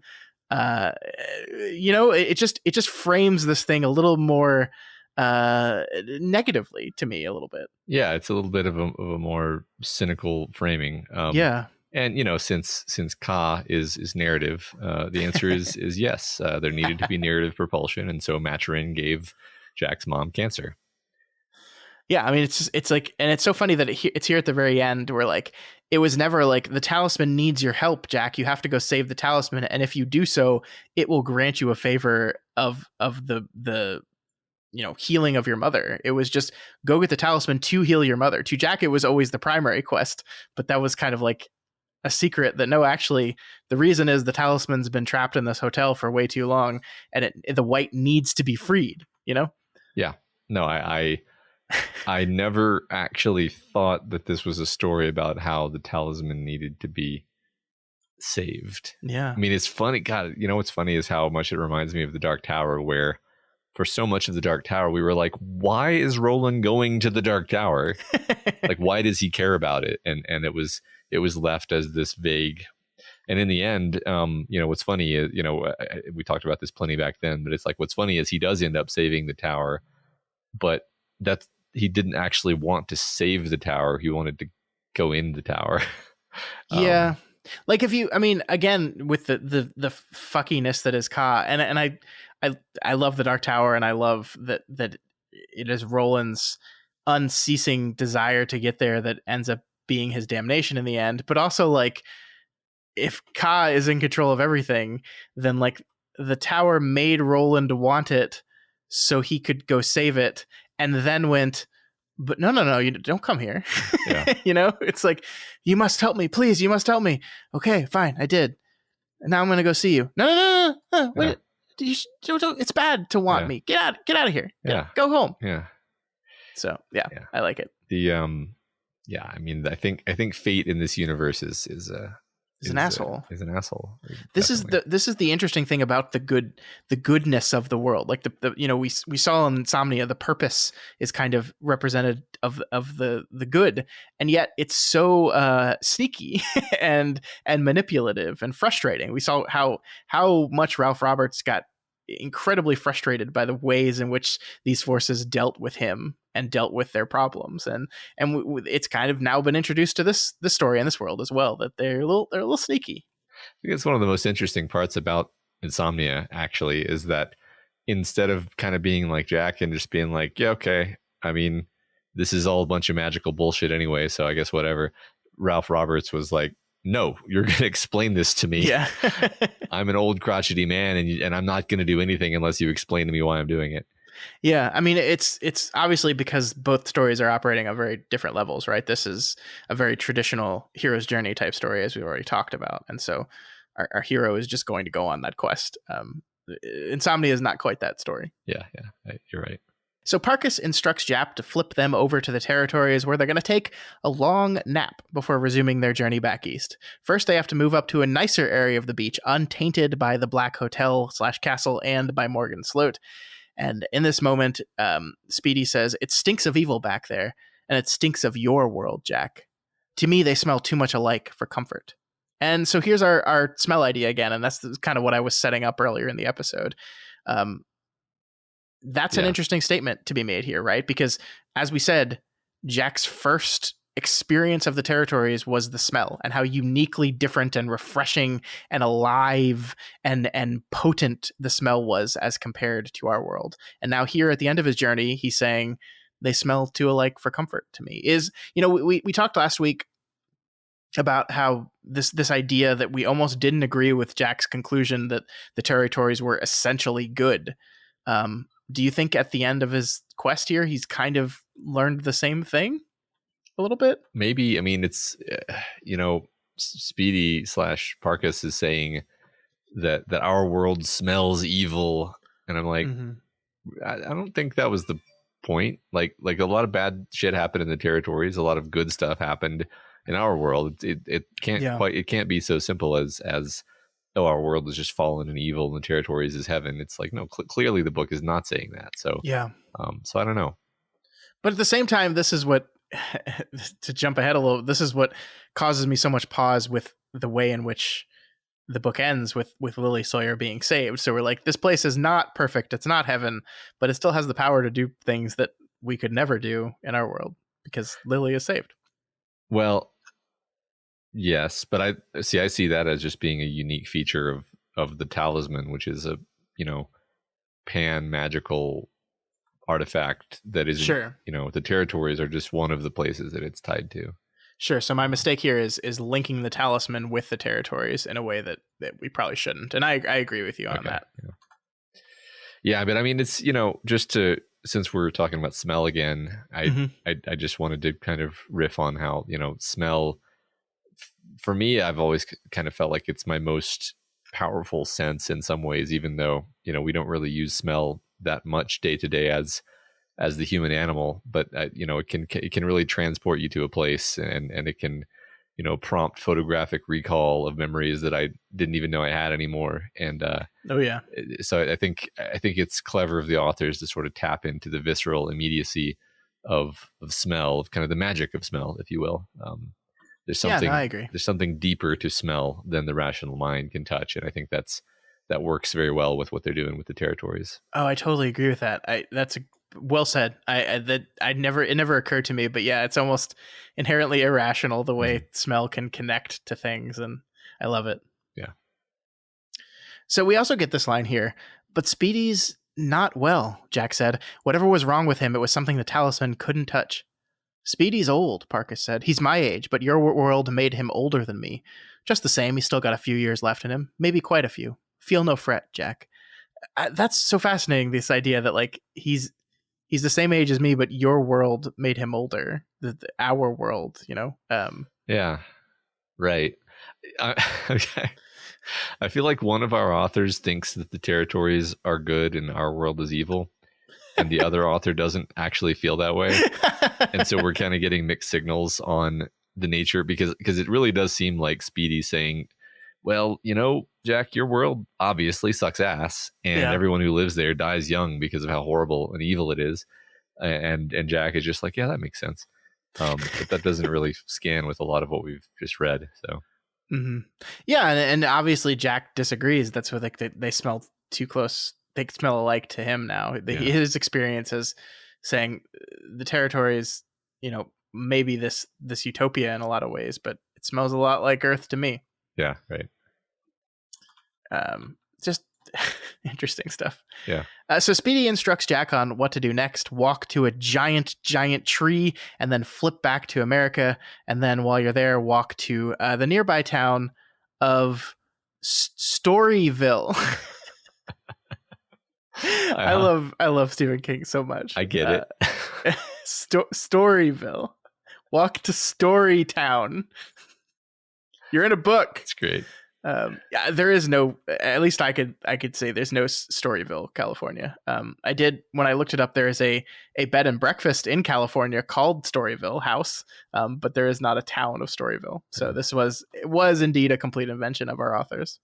It would be kind of funny if Storyville House was named after this book. It would. I don't think so though, but it was. So Jack finally goes to sleep, and I mean, like, kind of remains in like a sleepy daze for the rest of the book, right, Matt? Like, there's this line here, and sleep continued to claim him in some mysterious wise the next day when he was technically awake, or if not sleep, then a protective numbing faculty of the mind which turned most of that day slow and dreamlike. He and Richard, who was similarly slow moving and tentative, stood beneath the tallest tree in the world. So they just kind of walk the rest of the day in this weird daze, and it's the kind of the rest of the book is like this as well. Yeah. The ending, this element of the denouement reminds me a lot of the shuffle part of Drawing of the Three, where we're speeding catch. through time in a very kind of fun way. I like that a lot.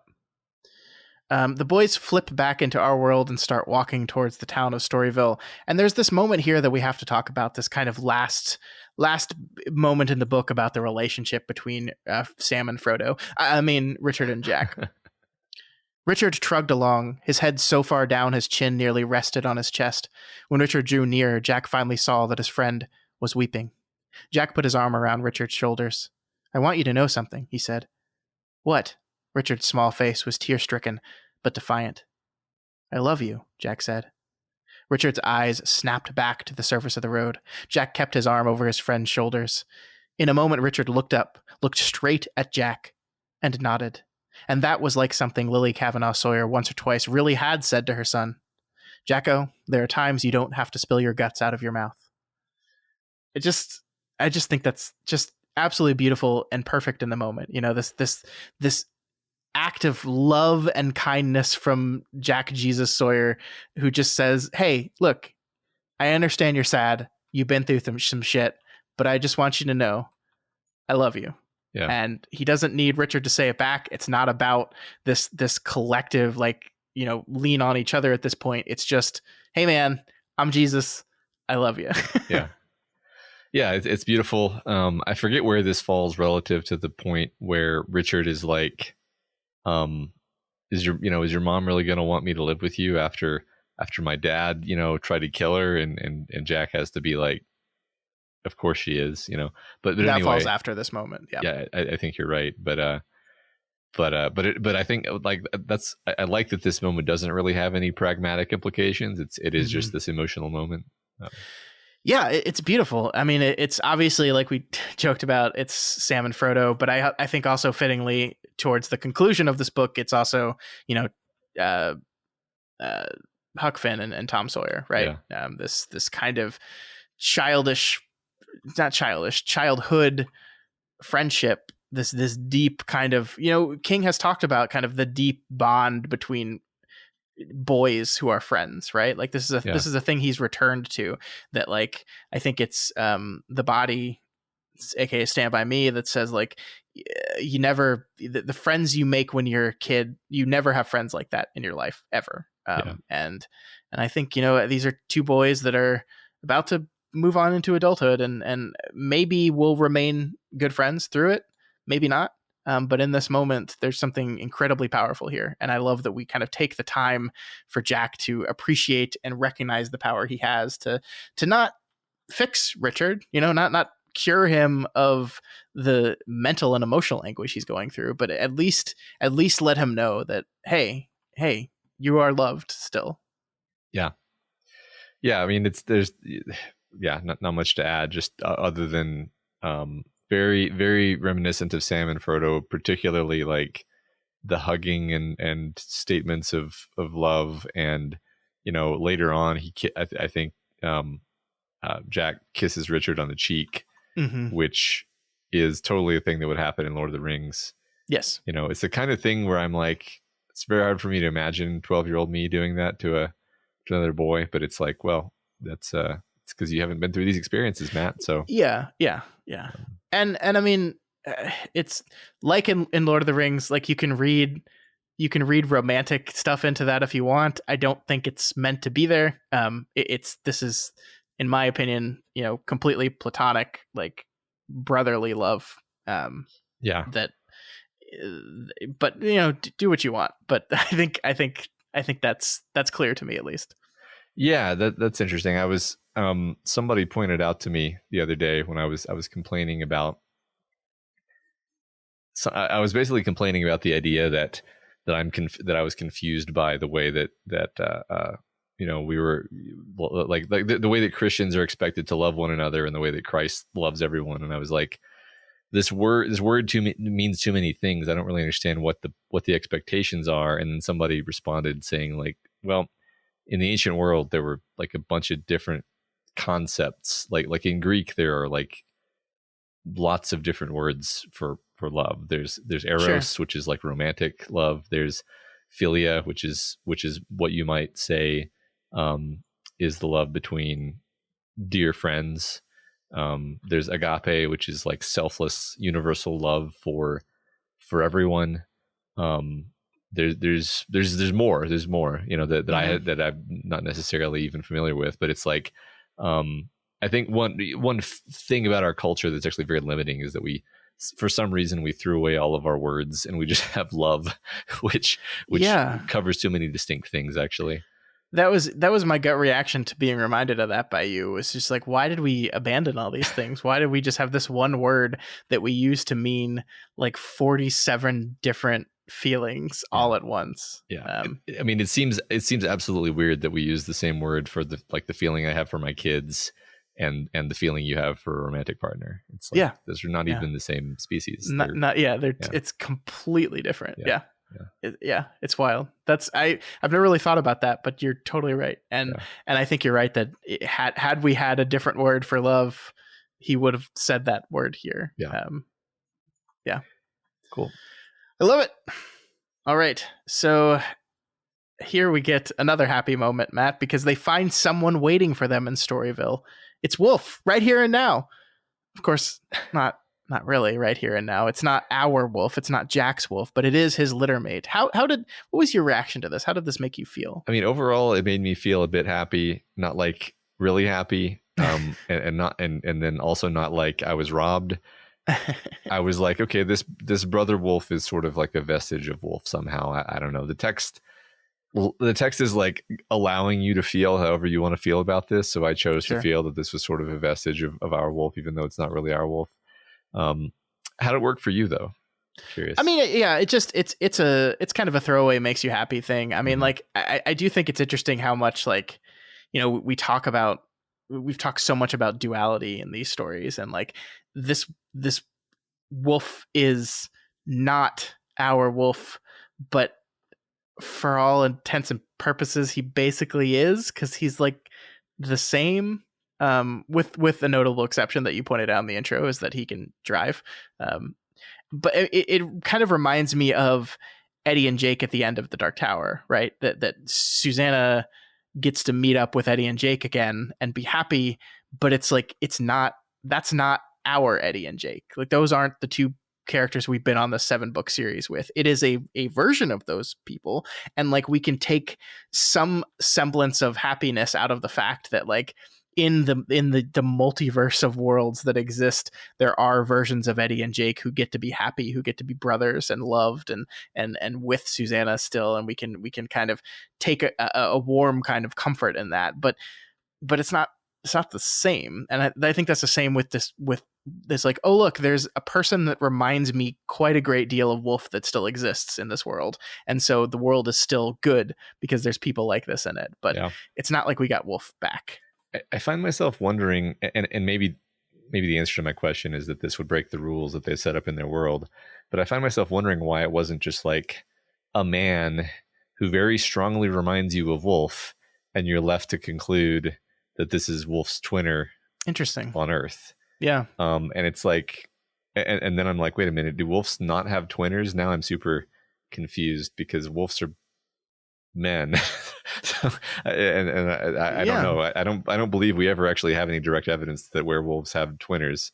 I don't think we've ever seen, at no point in the book were we told this is any of our werewolf characters' twinners. So yeah, well, I think that's a reasonable conclusion to have, is that they don't. Yeah. But I mean, so this moment was fine, although now that I'm thinking about it, I'm like, I kind of wish that this had been Wolf's twinner, and then it would feel like an even more of a spiritual connection to Wolf. Yeah, I like that. And there still would be a way to work in, why he's here and why he is driving them all the way across America, beyond Parkus told me to do it. Right. There could be, I got some vague instructions, blah, blah, blah, blah, blah, and I just felt kind of compelled to do it. I feel like I know you, young man. Yeah. I think, we'll talk about this more next week, but I think that works so well emotionally that I feel like an adaptation of the story would definitely just do that. Yeah. Right. just yeah. Whatever actor was wearing all the wolf makeup, they just have him show up. Yeah. Yeah, exactly. So Speedy's guitar case is inside the car Wolf is driving, which, I mean, I think it's significant that Wolf, eternally afraid of cars, now this one's just driving one like it's no big deal. Yeah. I think that's funny. But anyway, inside we find out that the guitar case is stuffed with $20 bills, along with a note that says, "You done great wonders, Jack. Use what you need of what's in the case. Keep the rest or throw it away." What did you think about, like, here's a whole bunch of money and you can keep it if you want or whatever. I don't give a shit. It's just like, oh, that's neat. At least I feel like I got some money now. I don't know. I'm kind of rich. I was kind of already rich though. I mean, yeah. I think it feels good because it's a sign of like all of the hardship and trials that you were facing on the journey to California. You're not going to face any of that. You've got a car. You got a chaperone, you got a bunch of money. You basically got literally everything that you didn't have. The universe is just going to take care of you. Yeah, I like that. I do feel, I don't know, maybe this is just me, but from Speedy's note, I kind of got the feeling that like the right thing to do in this case would be to get rid of the rest of the money before you get back, like use make sure your ride is comfortable and you have everything you need, but like don't be a miser and hoard this money is the feeling I got from Speedy's note, which is not in the note at all. But I don't know. What do you think about that?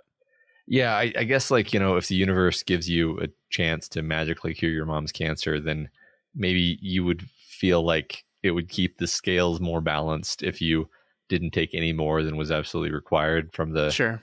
transaction with the universe, if you will. Sure. I like that.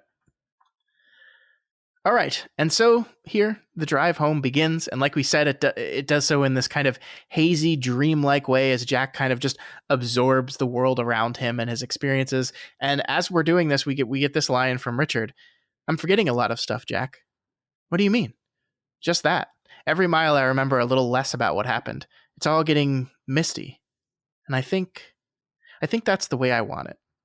So this is not the first time in a Stephen King story that a character has experienced some otherworldly thing and then after the fact begins to forget about their experiences. And so I just wanted to talk to you a bit, Matt, about maybe this specifically or broadly in the King universe. Why do you think this is a thing that these types of stories go back to again and again? I mean, for one thing, it reminds me of Narnia, which is, I think, undoubtedly an influence on this story. Sure. And I think it's actually just kind of a tradition when it comes to fairy stories. In sort of Tolkien's definition of fairy stories, I don't know. Like I'm thinking of like the ocean at the end of the lane. That's another story where our character loses his memories. I feel like I can think of other examples, although I'm not able to grasp them right now. Yeah, no, this is a very tried and true fairy tale type thing for sure. Yeah. Have we talked much about how the territories fit really well with Tolkien's conception of fairy and the Fey realm and so forth? I think we broadly talked about it near the beginning of the book, but we have not since. So I think that it's a good thing to bring up for sure. Yeah, I guess I don't have a ton more to add other than just like it's the bewitching and dangerous and and it's a land of transformation and so forth. Yeah, and I mean it's a world of story as well. Like it's just this world where we're the best possible version of any story, and I guess the worst as well. Yeah. All right. So I just, as we move into the last chapter, I just love this part here. Time, suspended swatches of time. Jack seemed almost to be floating, and there was a feeling of suspension, triumph, valediction, work honorably discharged. I just find that just entrancing. I don't know. Yeah, it's great. It reminds me of all the stuff we said about nobility. Yeah, and that's going to be a kind of common refrain through the rest of the book, Matt, now, is that just like the writing in this is just kind of beautiful and haunting and enchanting in a very specific kind of way. You're right. Yeah.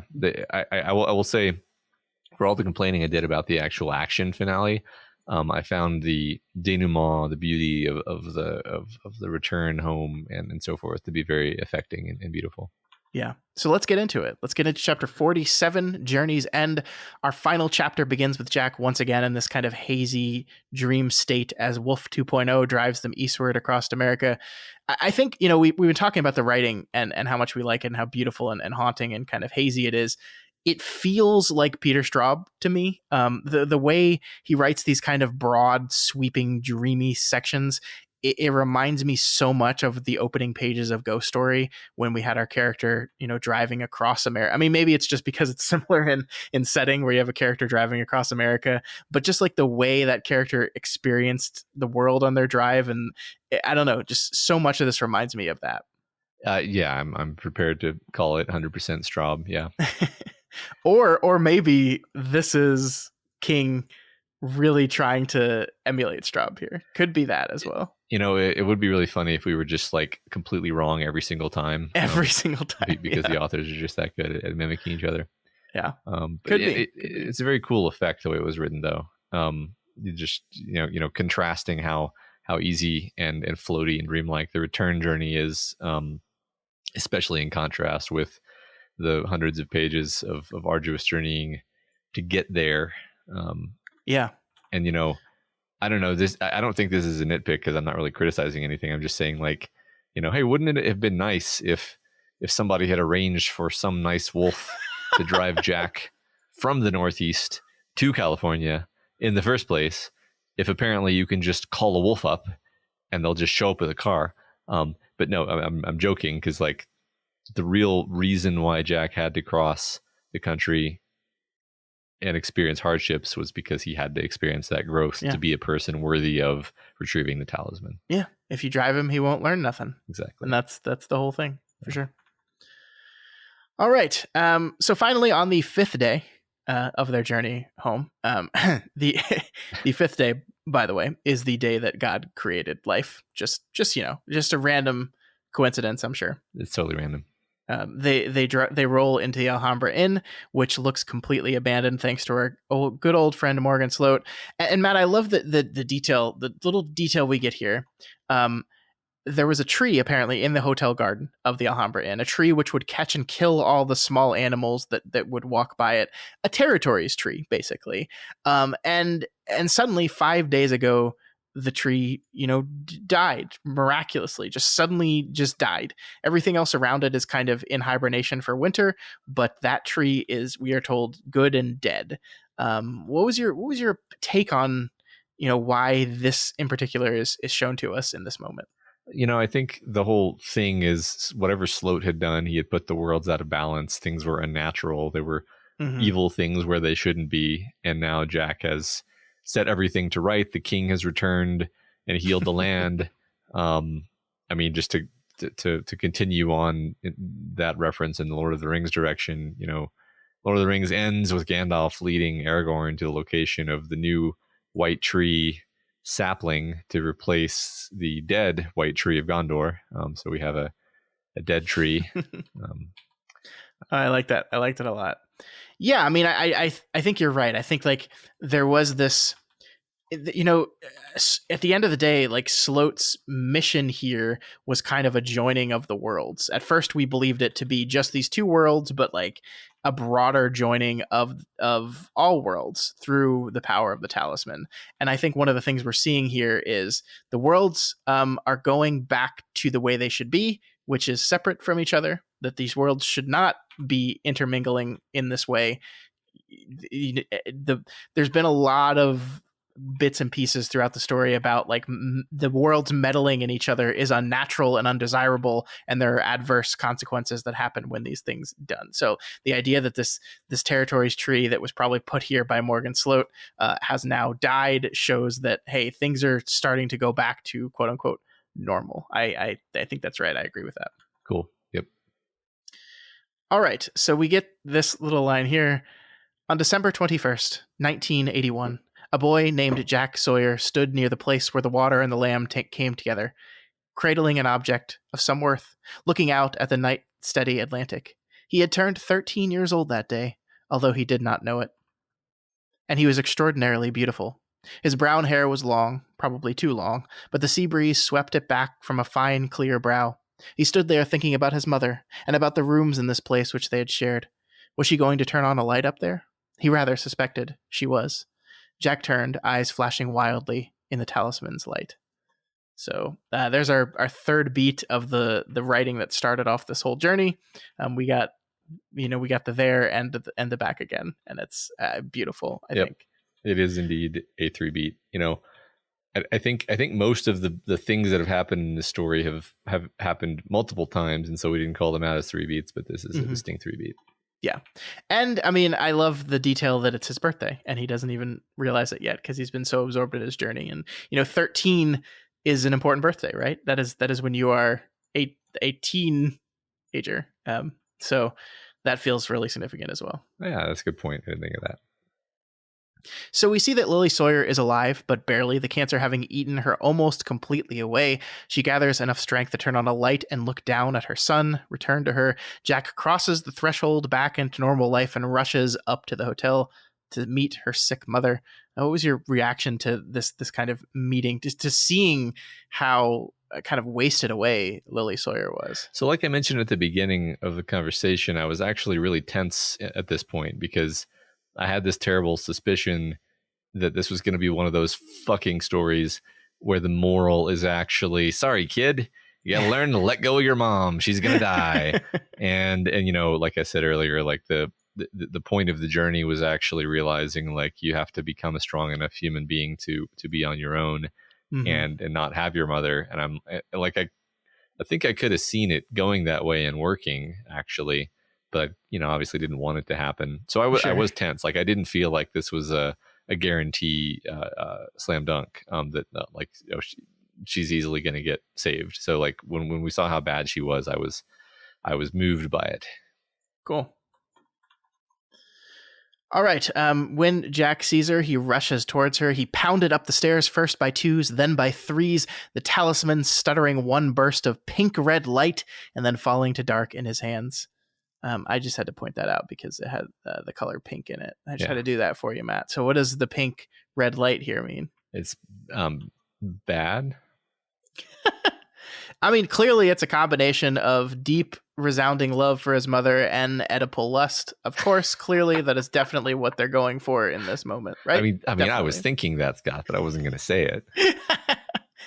That was a joke, by the way, people. I don't think that's what's happening here at all. And I don't think you do either. No, I don't actually think that there's a lot of Oedipal subtext in this particular book. Not that the king has not dabbled in this before, but I don't think it fits here. I wouldn't rule out the idea that there's edible subtext in other books, but not this one. Jack rushes to his mother's bed and attempts to heal her. The talisman seems to respond, glowing brighter and brighter before it opens up, spilling its light all over Lily Sawyer. And then we get this part. The gray golden cloud from the heart of the talisman was lengthening over his mother's body, coating her in a translucent but slightly opaque, delicately moving membrane. Jack watched this fluid fabric slide across Lily's pitiful chest, down her wasted legs.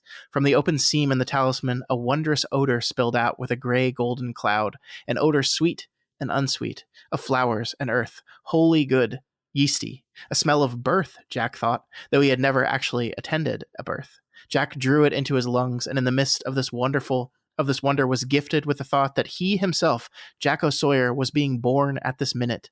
And then he imagined, with a barely perceptible shock of recognition, that the opening in the talisman was like a vagina. He had, of course, never seen a vagina, and had only the most rudimentary idea of its structure. Jack looked directly into the opening of the loosened talisman. Maybe it's a little more Oedipal than we thought. No, I think this imagery is very powerful, and I think it is his birthday today. And so perhaps at this very moment was the moment 13 years ago that Jack was born. This very second, this very moment.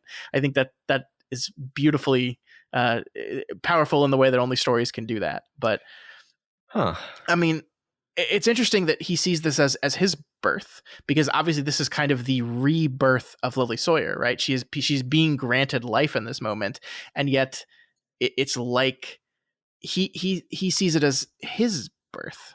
What do you think about that? It's the birth of his new life, maybe. Sure. I don't really have much here. Well, honestly, I'm hung up on the idea that the talisman is a vagina. Does that mean the Dark Tower is a giant dick? Yeah. Because that is what I would do if I were an author. Is I would have some kind of symmetry, because these are symbol. It's always funny to joke about phallic imagery and so forth, but it's like, yeah, well, they're ancient, potent symbols of creation and legacy and just all sorts of shit. So, yeah, I am surprised to see the talisman being compared to a vagina, but I'm not shocked. Sure.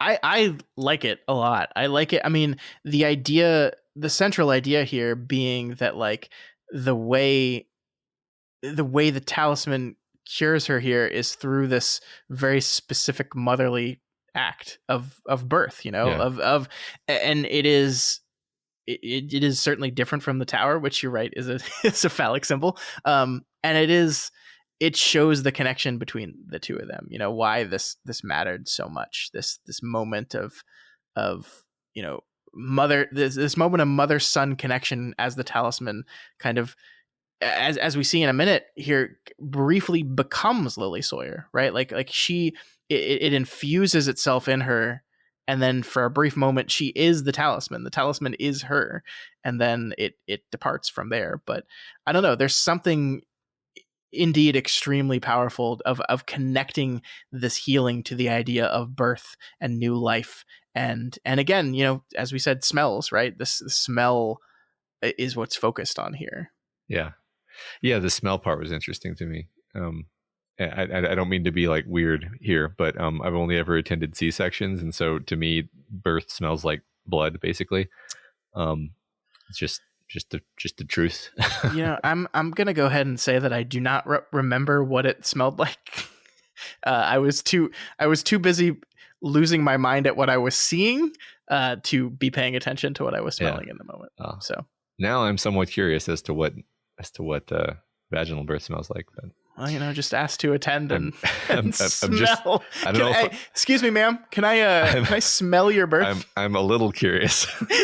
I don't think I'm quite that curious. Oh God. Oh Jesus. Okay. So the talisman cures Lily, brings her back to life, cures her of her cancer, and then we see it disappears. And that is how the book ends, with Lily Sawyer, taking her son into her arms, fully cured, being happy. And this is where I want to get back to the idea that I introduced to you earlier in the episode, that this is the ending, right? The ending is this boy goes on this quest. It is a quest to save his mother, which he does at the end, but it is also a quest to learn, lessons of life, the lessons of being a man, being an adult, being a person, a good person, a hero, a savior, a god figure, all these things for sure. So at the end of the day, what does it mean that he cured his mother of cancer? Like, what does that represent metaphorically, if anything? I wish I had a nice clean answer here. And maybe this will be something we can punt actually to next week, since we're going to talk about the book overall. Sure. But I mean, I think what you said toward the beginning of the episode is actually what I keep returning to in my head, which is like, indeed, what does it mean? Because it's a whole story about teaching a boy the hard lessons of how the world really works, and how you have to, cultivate personal character in order to survive against the trials and tribulations of the world, which are harsh and unforgiving. But except in this particular case, we're going to magically cure your mom. Right. Exactly. Which is, it's like, okay, yeah, I mean, that is what the story was about. And so I certainly can't claim that you've like hoodwinked me in some way, but it does feel like that's like, to repeat myself yet again, that's why I thought we were going to have an ending that was kind of a subversion on that. And it was going to be like, maybe his mom dies, but he's like able to be more accepting of it because of this journey that he's been on.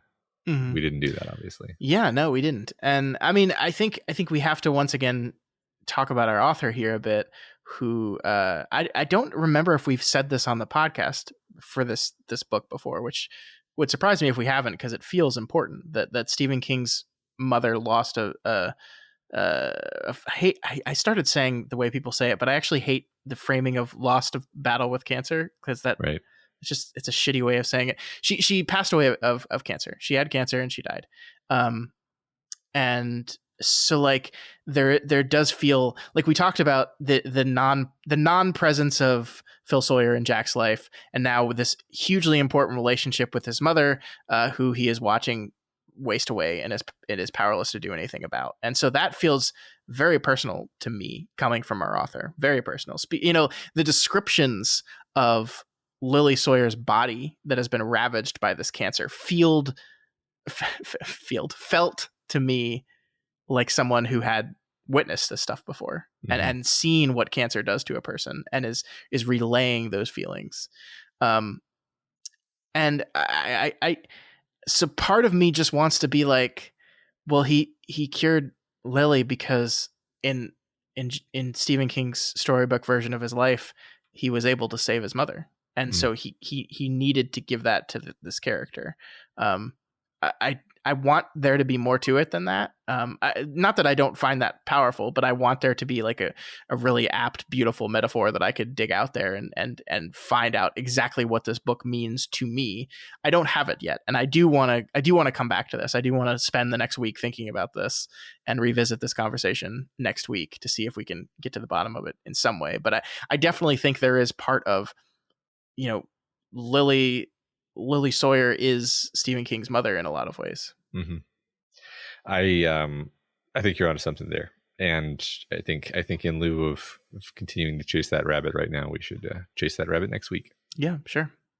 All right, so we get a brief epilogue here at the end of the book. It's only one sentence in the best way of epilogues and prologues. They should all only be just one sentence. And that sentence is, in a billowing white bedroom filled with anxious women, Laura Delosian, queen of the territories, opened her eyes.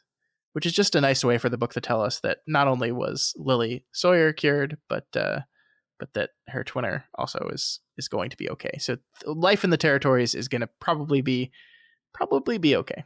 Yeah, that was cool, because I did feel like, you know, I wanted some closure with the territories. Like I kind of actually expected we were going to go, you know, flashback and see how blanking on his name, but you know, the guardsman was doing, and I don't really mind that we didn't. I think this was actually totally fine, totally sufficient. Like, okay, the territories are saved, good.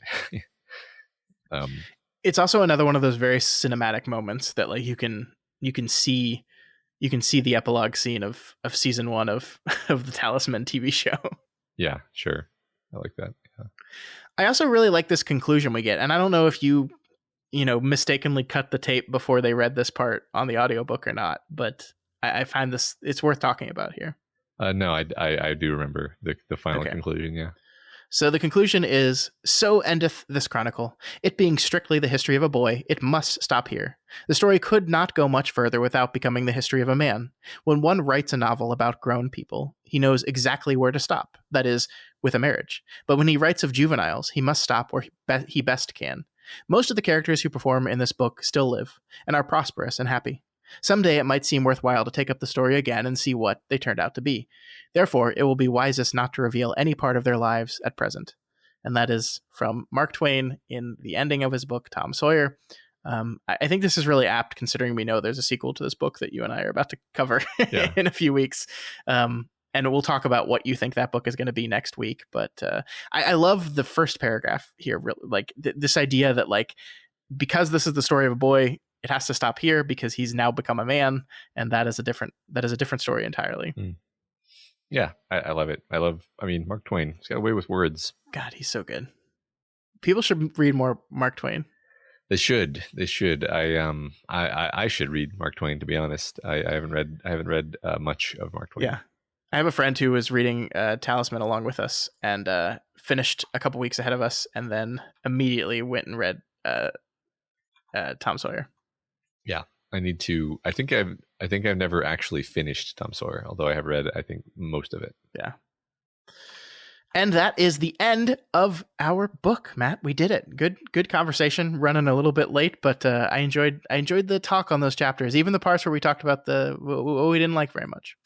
Yeah, me too. You know, I don't think we were that harsh on it on the whole. Like I think it really just boiled down to, there were a few moments during the action climax where we were just like, what the hell?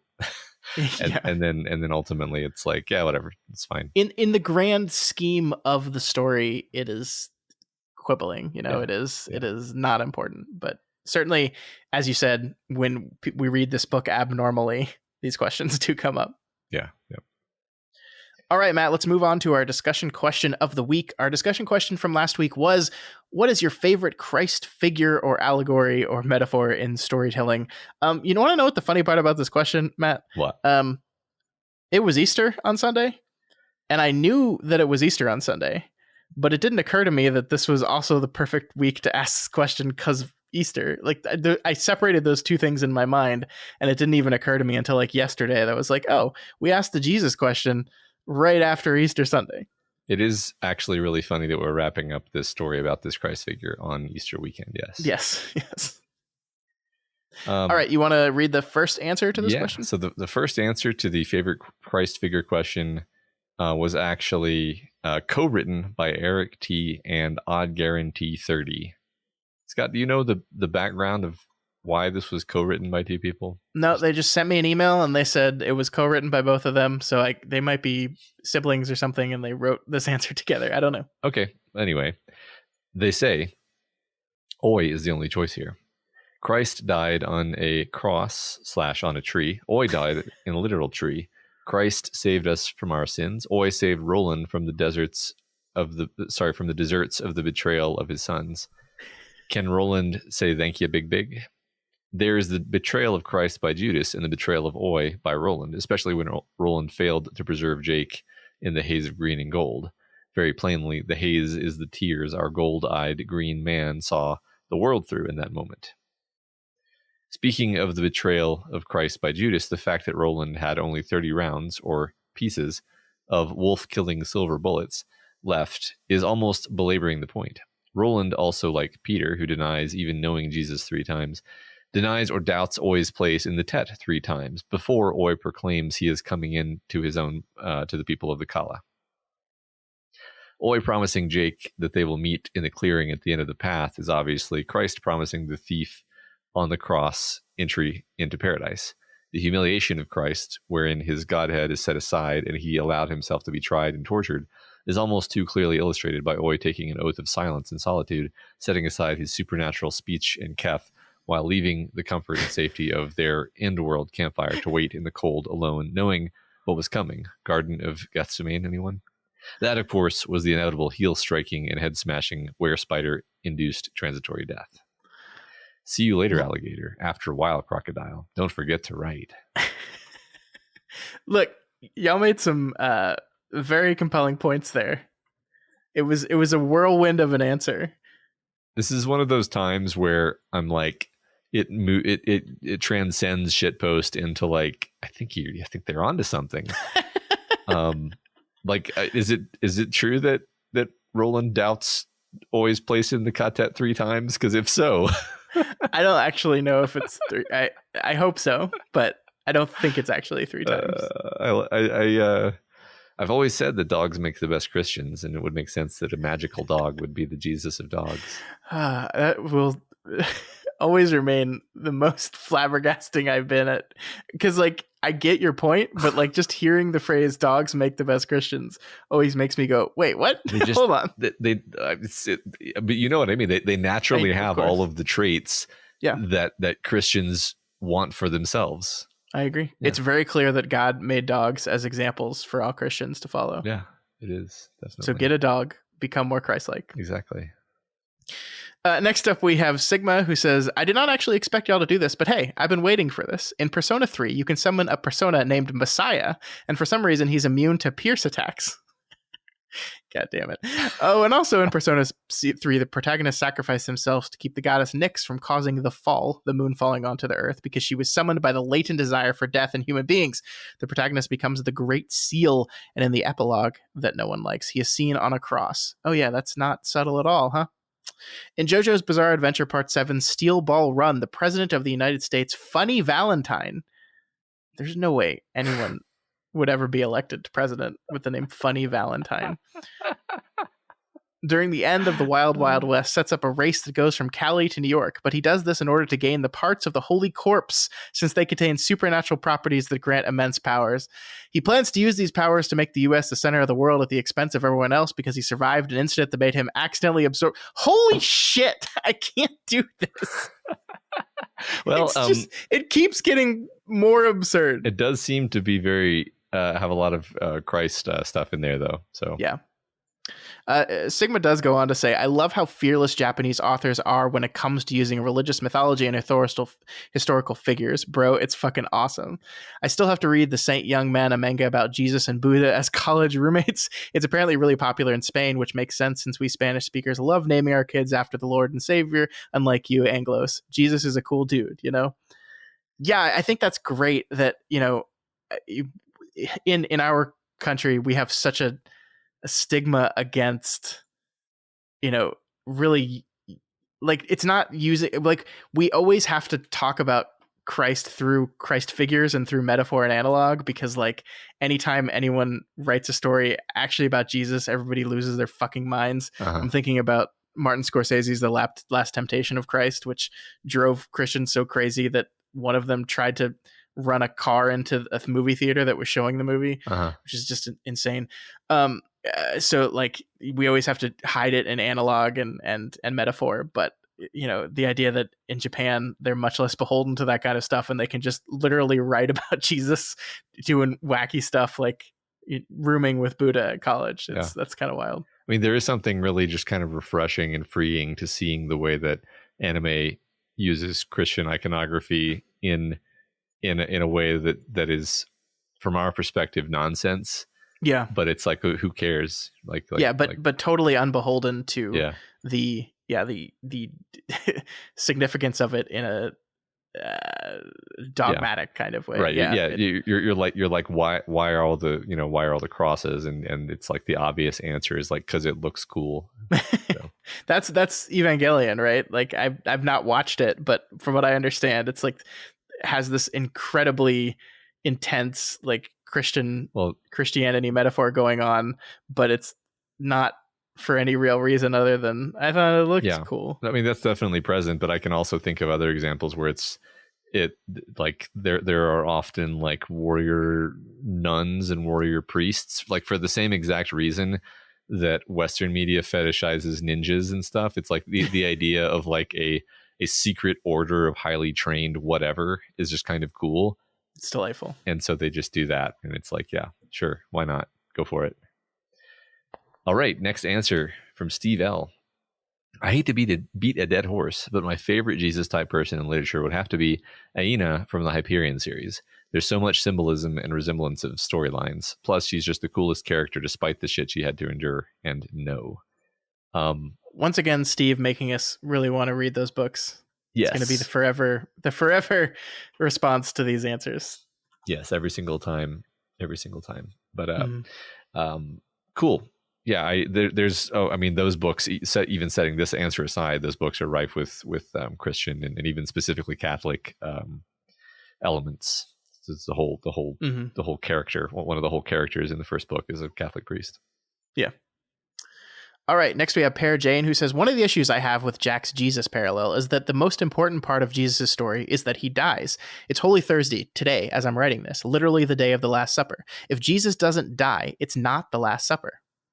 If he's not betrayed, if he doesn't get executed, his story is not remarkable. He's not a martyr. He died for no one. And most important, he isn't resurrected. So while Jack is a savior figure, all the parallels to the Bible are, in my opinion, kind of cheap and easy. These are not bad points, right? That you know, like you could maybe squint at it, and this is what I was kind of talking about, is once you go down this line of thinking, like you're looking for everything, and so you could say that like what we tried to argue was that the Jason part of him is the resurrected Christ part of him, and the part that he specifically declined. But then you're kind of tossing the entire metaphor away, and what does it even mean? Yeah, and I don't. I guess, I mean, I see your point. I think that I would then sort of go on to say what's important isn't that it's a death specifically, but that it is a meaningful sacrifice offered up freely in exchange for, someone else. And in this case, you could say Jack's sacrifice is, the suffering he goes through. And in exchange for that, he gets the boon. He saves his mother. Pretty straightforward, really, almost too straightforward. But yeah, I think that goes to Pear Jane's point, kind of cheap and easy. It's not. There's not really like I think at the end of the day, and let's also put a pin in this to talk about next week. At the end of the day, the Christ metaphor here is obvious and explicit, but it doesn't really feel like it's being used to any greater purpose to me. Mm-hmm. I feel you. But let's actually get to Pear Jane's answer to the question. Okay. They say, I love savior stories. I don't talk Buffy for nothing, but I've often found that as soon as someone's drawing a clear line to Jesus, the author seems to get more wrapped up in drawing the parallels than they are to actually creating the character. So my favorite Christ character is Jesus Christ in Jesus Christ Superstar, the musical. I watch it every year on Easter Sunday, 3 different versions. I'm not kidding. You can call me crazy to my children and they'll agree, and I'm not ashamed. Jesus in Jesus Christ Superstar is depicted as truly human. He suffers. He's exhausted with his leadership role. He doesn't want to die. He doesn't want to lose his friends. And he's broken that Judas is going to betray him and that his father is killing him. His death is ugly, violent, and tragic. And while the show's last moments are of his ascension to heaven, the primary emotion associated with Jesus is pain. I like to think because it's about his humanity. I like that because it's about his humanity and acknowledges that the last week of his life was horrible. I'm not religious, but I love a good story. And that's a great story. Plus, the music rocks. This is a great answer, Matt. I love Jesus Christ Superstar. Definitely has my like all-time favorite depiction of the character of Judas in any media ever. I think we kind of talked about Judas before on one podcast or another, but the thing about Judas that I always thought was weird was this idea, thanks mostly to Dante, right, that he is in the 7th or in the 9th circle of hell reserved for traitors. And I was always like, okay, but like, if this was preordained truly, and if Judas betraying Jesus is what got him crucified, which is what got him resurrection, which is what saved humanity and allowed them to enter heaven, why are we damning Judas like this?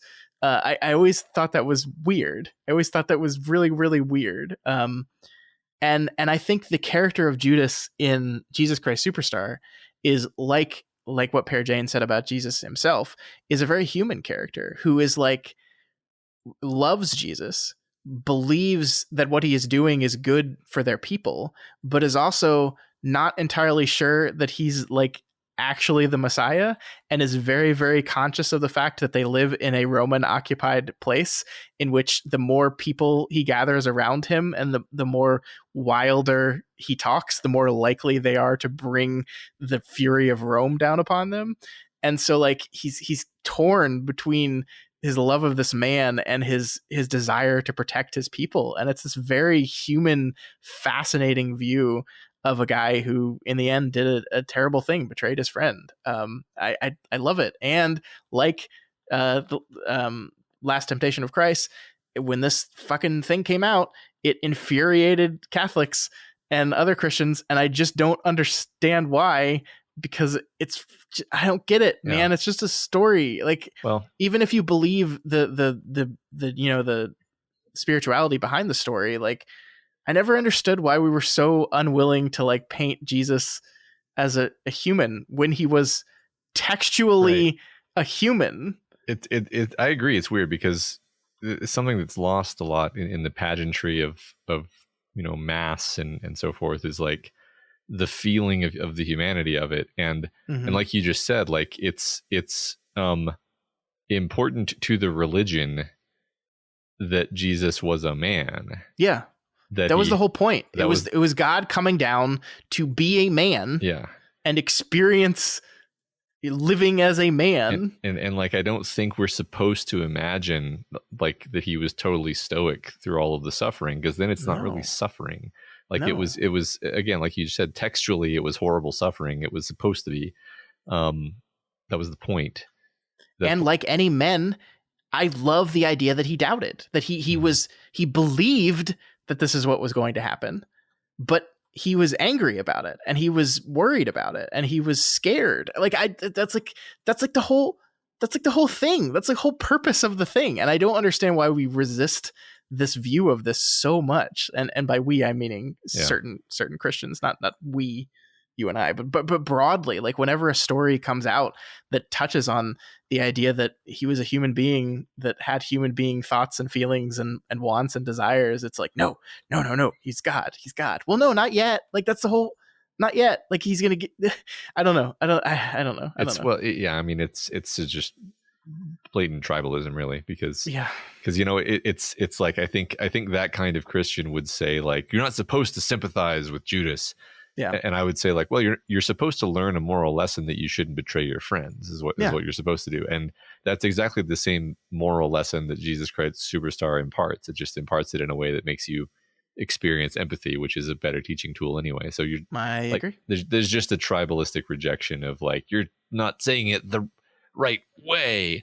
Yeah. Which is humanizing Judas and providing a motive for his actions does not make him a good guy. Right. It still makes him the betrayer, but I don't know. That's like 3 more notches of nuance than is really possible in like public. I'm not even going to single out like, fundamentalist Christians as being, this is just the way humans are when it comes to any kind of complex thing where there's a tribal component to the reasoning. See, the thing that frustrates me is Martin Scorsese, lifelong Catholic, right? He's been a Catholic his entire life, still a Catholic to this day, has written and directed more movies about Catholics struggling with their faith than like any other director. And I'm like, to me, that's what it means to be Christian is you doubt and you struggle and you're uncertain. And you, at times you wonder if the thing that you're believing is real or not. And I love that he's willing to go to this thing. This is another plug for the movie Silence. If you haven't seen the movie Silence by Martin Scorsese, it's one of the best movies of the past 20 years. And barely anyone saw it. Nobody talks about it. And it's so fucking good. Watch Silence. I don't know. Like this is the whole thing. This is why I love the story, and I feel like the more religious a person is, the more they want to sap any of the cool parts of the story out of it for a reason I will never understand. Yeah, I agree. But anyway, that was a total tangent. Sorry. Jesus Christ Superstar, really good, really good. Cool. All right, thanks, Pear Jane. Good answer as always. Shortstop 88 says, funny enough, anime doesn't go for Jesus figures that often. At least I can't think of one. I've seen 100 or so anime series. Wow. Instead, many anime have figures or characters based off the legendary story of Sun Wukong, the Monkey King from Journey to the West. This story has as much impact, potentially more, to the East's media and storytelling as the Odyssey or the Iliad has to the West. Hell, I'm not even. I'm sure even you guys know the character Son Goku from Dragon Ball, which is pretty much a straight up rip of the Monkey King. For my answer, I'll pick a character who exhibits facets of both Sun Wukong and Jesus. So I need a Western story that takes a lot from Eastern themes. Looks like my answer is Aang from Avatar: The Last Airbender. Besides, Aang having a very monkey-like face, his bow staff is very similar to Sun Wukong's weapon of choice. And if I remember right, the Monkey King was also able to fly in a limited fashion, which is very befitting our Last Airbender. On the Jesus side, Aang often preached pacifism and usually stuck to that in his own actions. As he travels, Aang gathers friends to follow him, perhaps in a smaller devotion than that of disciples, but it's similar enough. Aang is prophesied to appear due to being the Avatar, and he was even persecuted by some of those who didn't follow him. I'm particularly thinking about the village that put him on trial for Kyoshi killing their former ruler. Aang even died and was brought back to life at the end of season 2. Although, if that doesn't count, the Avatar literally dies and comes back over and over throughout the ages. If I knew more about Sun Wukong, I might have found more connections, but I think I covered enough for basic understanding. Yeah, no, I like that. Yeah, I mean, even like it's funny. I've read a couple of different novels that feature the Monkey King as a character over the course of my life. So even just as a Westerner who hasn't even particularly gone out of his way to expose himself to that, I feel pretty well versed in the Monkey King character actually. And I've seen at least one Monkey King movie. They've made so many movies about the Monkey King over time. Cool. Next up, we have Walking Dude 22, who says, when Jerry Siegel and Joe Shuster created Superman in 1938, they based him on a combination of Hebrew heroes from the Bible and Greco-Roman demigods. The allegory for Jesus was there all along. He was sent by a heavenly father and became a miracle worker in service of mankind. DC made the parallels even more comprehensive in 1992 when they introduced Doomsday. Superman literally gave his life fighting evil to save the world. Then after a short time in the grave, he was risen from it. Then there was Mr. Spock, who sacrificed himself to save the men and women of the USS Enterprise at the end of Wrath of Khan. He then returned to life through some sci-fi hijinkery in search for Spock. My third and final choice is Neo from The Matrix. With Resurrections out, now Neo's Christ journey is also complete. Good answers. Good answers. I love the Superman answer, of course, the most clear one. And if you watch any Zack Snyder story, he makes that extremely obvious. Extremely obvious. Anytime Zack Snyder Superman can raise his arms into the form of a cross, he does it. Every available opportunity, just in case you forgot that he was supposed to be Jesus. Indeed. And of course, Neo is a great Christ figure. Do you 1992? Take yourself back in time. Okay. Do you remember when the Death of Superman comic came out? I do. I owned it actually. I did. So I did not. I was not really a comics person, as we've talked about on the show before. I don't really like reading comics, but I felt like that was such a cultural event in 1992 that I had to have the comic. I remember that cover very distinctly and seeing it in the store and just being like Superman can't. He can't die. I mean, it's hard for me to even put myself, because I can't, as a 7-year-old, how was I like, oh, I got to buy that comic? It's like, no, obviously one of my parents bought the comic for me. But like, did they think it was important? I think my mom was actually a comic book fan when she was a kid. Like, she would tell me these stories about reading like the old Superman stories. And what's funny is her impression of Superman is so radically different from like mine, because she literally grew up on like, I guess what we now think of as like the Silver Age or something. And anyway, this is getting long-winded. The point is, I think my mom actually was the one who was like, oh no, the Death of Superman, and she bought it. And then I read it because it was in the house. Yeah, it's very possible my dad bought it, because my dad, when he was younger, did collect comics. He's got some very, very old, possibly valuable Spider-Man comics in a box somewhere, not appreciating in value because they're not being cared for. But he might have bought it. But I don't know, like, as a lot of my childhood memories are, I feel like I remember being in a bookstore in an airport, because my dad's a pilot. So we spent a lot of time flying because we could do it for free with pass riding. So like a lot of my childhood memories are hanging out in airports, because not only can you fly for free, but you can only do so if there's a seat on the plane. So you just spent a lot of time sitting in an airport hoping that the next flight has enough seats for you to get on it. But so I spent a lot of time playing games and reading books in airports. And I feel like I remember seeing this on a stand in an airport bookshop and just being like, what? Yeah. Right. It's a very, like, if you haven't read it or seen it, like, look up the cover for The Death of Superman. It's like they knew what they were doing with this, right? Like I think it's just his cape, like his tattered cape stuck to a stick in a pile of rocks or something. Yeah. Well, it's yes, but also the thing is they like stretched it out over a whole bunch of issues, and then they released it as like a big thick compilation of all those issues. Yeah, so I'm sure that's the thing that I got, because I don't ever think I got individual issues of comics. But yes, you're correct that was what the cover looked like. Yeah. Oh wait, another digression. I'm sorry. That's we're trying to be fast, and I'm not helping. It's okay. It's fun. Complicated 9519 says, I'd have to go with Aslan, the Jesus lion from the Chronicles of Narnia. He has died and been reborn. He's always there telling the children he loves them and will be there for them as long as they have faith and believe in him. He's got the magic juju of Jesus and has shown us plenty of miracles. Also, he is Jesus and was written based off Jesus and and C.S. Lewis's faith. Yeah. My favorite Christ metaphor is Christ. Yeah. He just is Jesus. Yeah. It's funny because he's Jesus in the same way that like the Talisman is the Dark Tower, where it's like a resonant reflection across narrative worlds. Yeah, for sure. Darkbeer Rule says, my favorite Christ figure is John Coffey from the Green Mile. He is, as far as the story shows, innocent of wrongdoing, can perform miracles of healing, and was, like Jesus, silent before his accusers, offering not a word in his own defense. And he willingly went to death. On the other hand, he isn't as reborn, as far as we know, for the movie anyway. I've yet to read the book, but I'm so looking forward to it. He's portrayed in the movie by Michael Clark Duncan, was incredible. His portrayal was incredible. I loved it so much. Shawshank used to be my favorite Stephen King movie adaptation, but now it's Green Mile.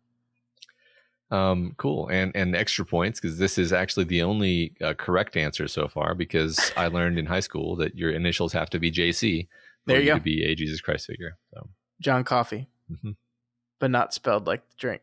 Not spelled like the drink. And interestingly, I Jack Sawyer, not a JC.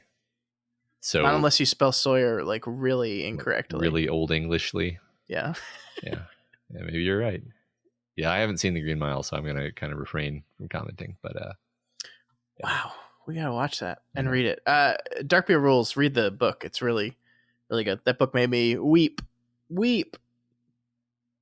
All right, Al84001 says, I'm fond of how Christopher Moore portrayed Jesus in his hilarious novel Lamb. Seen through the eyes of his childhood best friend Biff, Jesus, aka Joshua, is contemplative and unassuming for the most part, if a bit serious-minded in comparison to his raucous and ribald BFF Biff. Moore allows the notion that Joshua is divine and has magical powers, but he keeps the character firmly grounded in humanity. This isn't a dour savior consumed with the gravity of his ultimate fate, or annoyingly pious and condescending. Instead, he delights in running through a crowded market, randomly healing shoppers as he passes.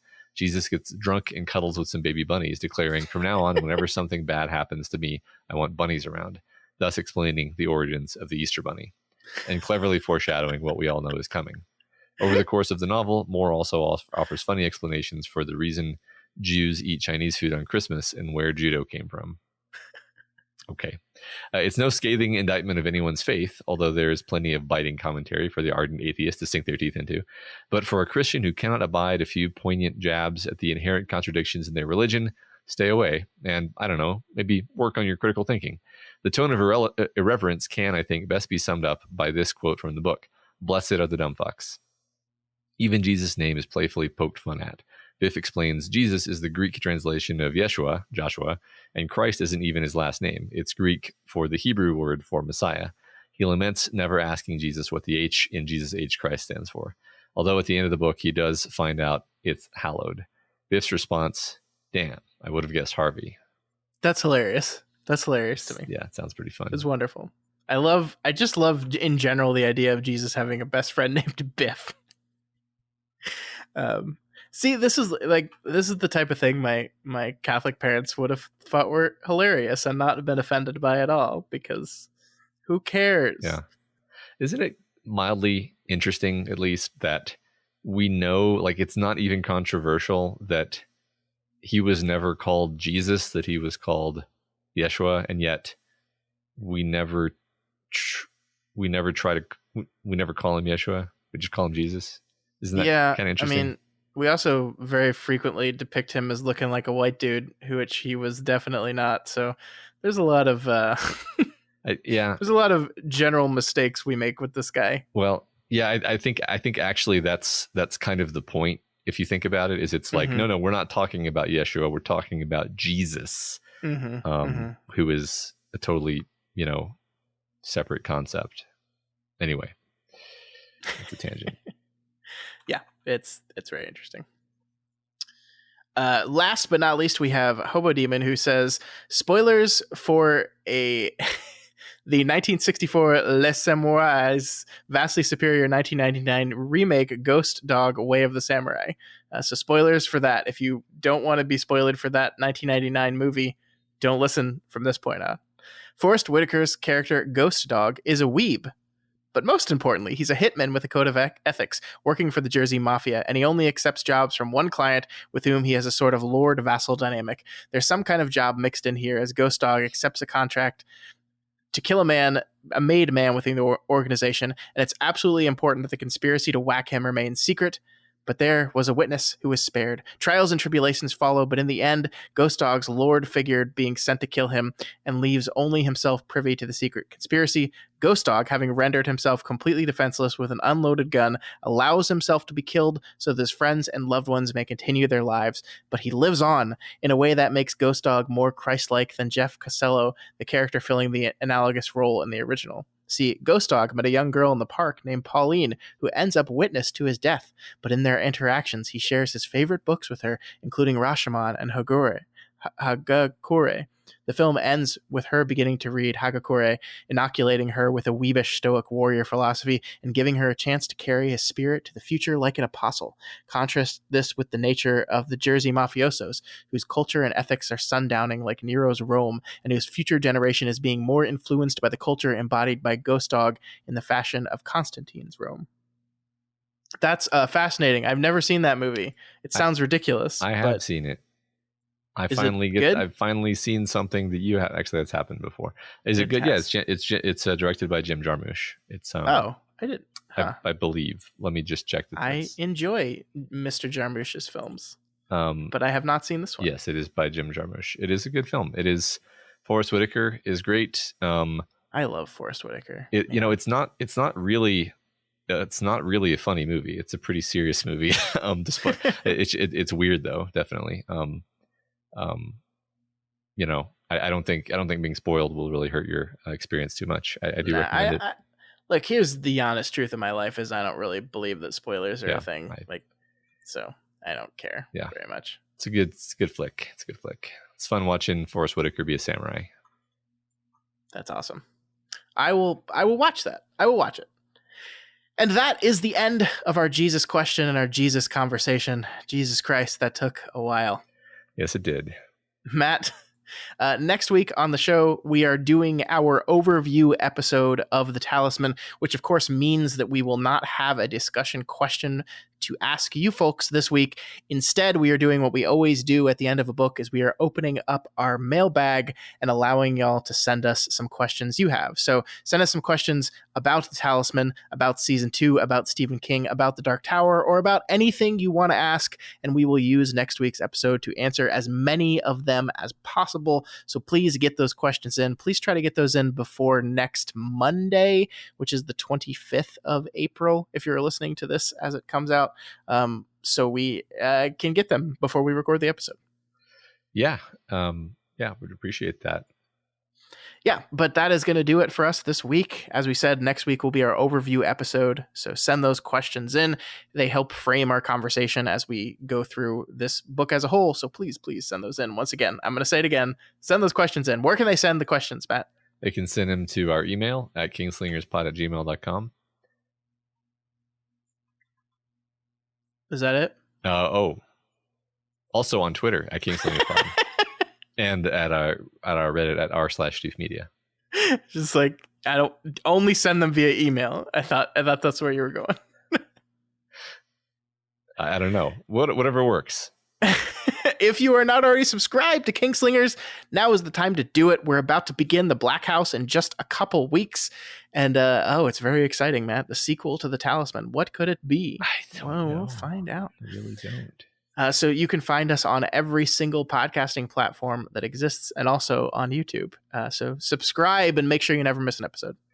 Yeah, and if you like any of our shows on the Doof Network and you want to support us, then please consider donating to our Patreon at patreon.com/doofmedia. Special thanks this week to new patrons DJ and Max P. Welcome to the network. We hope you enjoy the just dozens and dozens of backlogged episodes of bonus podcasts that we have. Ridiculous amounts of hours. Just give up sleep and just listen to me talk in your ear the whole time. It's almost too much, to be honest. Almost.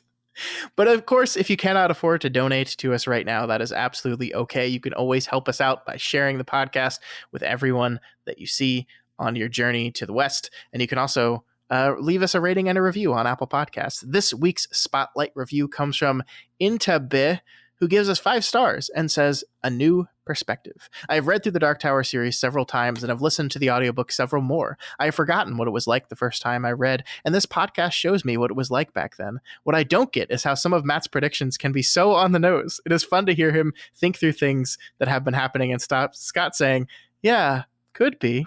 I'm sorry to have caught on to this so late because I'm finding myself having discussion with the podcast and I can't hop on to Reddit or Discord and be relevant. Great work. It is a fun listen." I can relate to wanting to talk to the person who I'm listening to on a podcast. Yes. So much, extremely. In fact, that I started a podcasting network. So yeah, that's the whole impetus for this whole thing is we were yelling at our podcatchers and said, let's just do it. Let's do it. Yep. All right, folks. Thank you I don't know if I'm saying that right. Thank you so much for leaving that review, and thank you to everyone who has taken the time to leave those ratings and reviews. We're getting close to 400 reviews, Matt, which is a crazy amount. So please keep those coming. It would be great if we got to 400 reviews. That feels significant for some reason. It does. I mean, my lust for reviews will never be satiated, but that would feel good. It's true. And that is going to do it for us this week. As we said, next week we will be back for our overview episode on the Talisman, so don't forget to send those mailbag questions in, and we will see you then. Long days and pleasant nights. And may you have twice the number.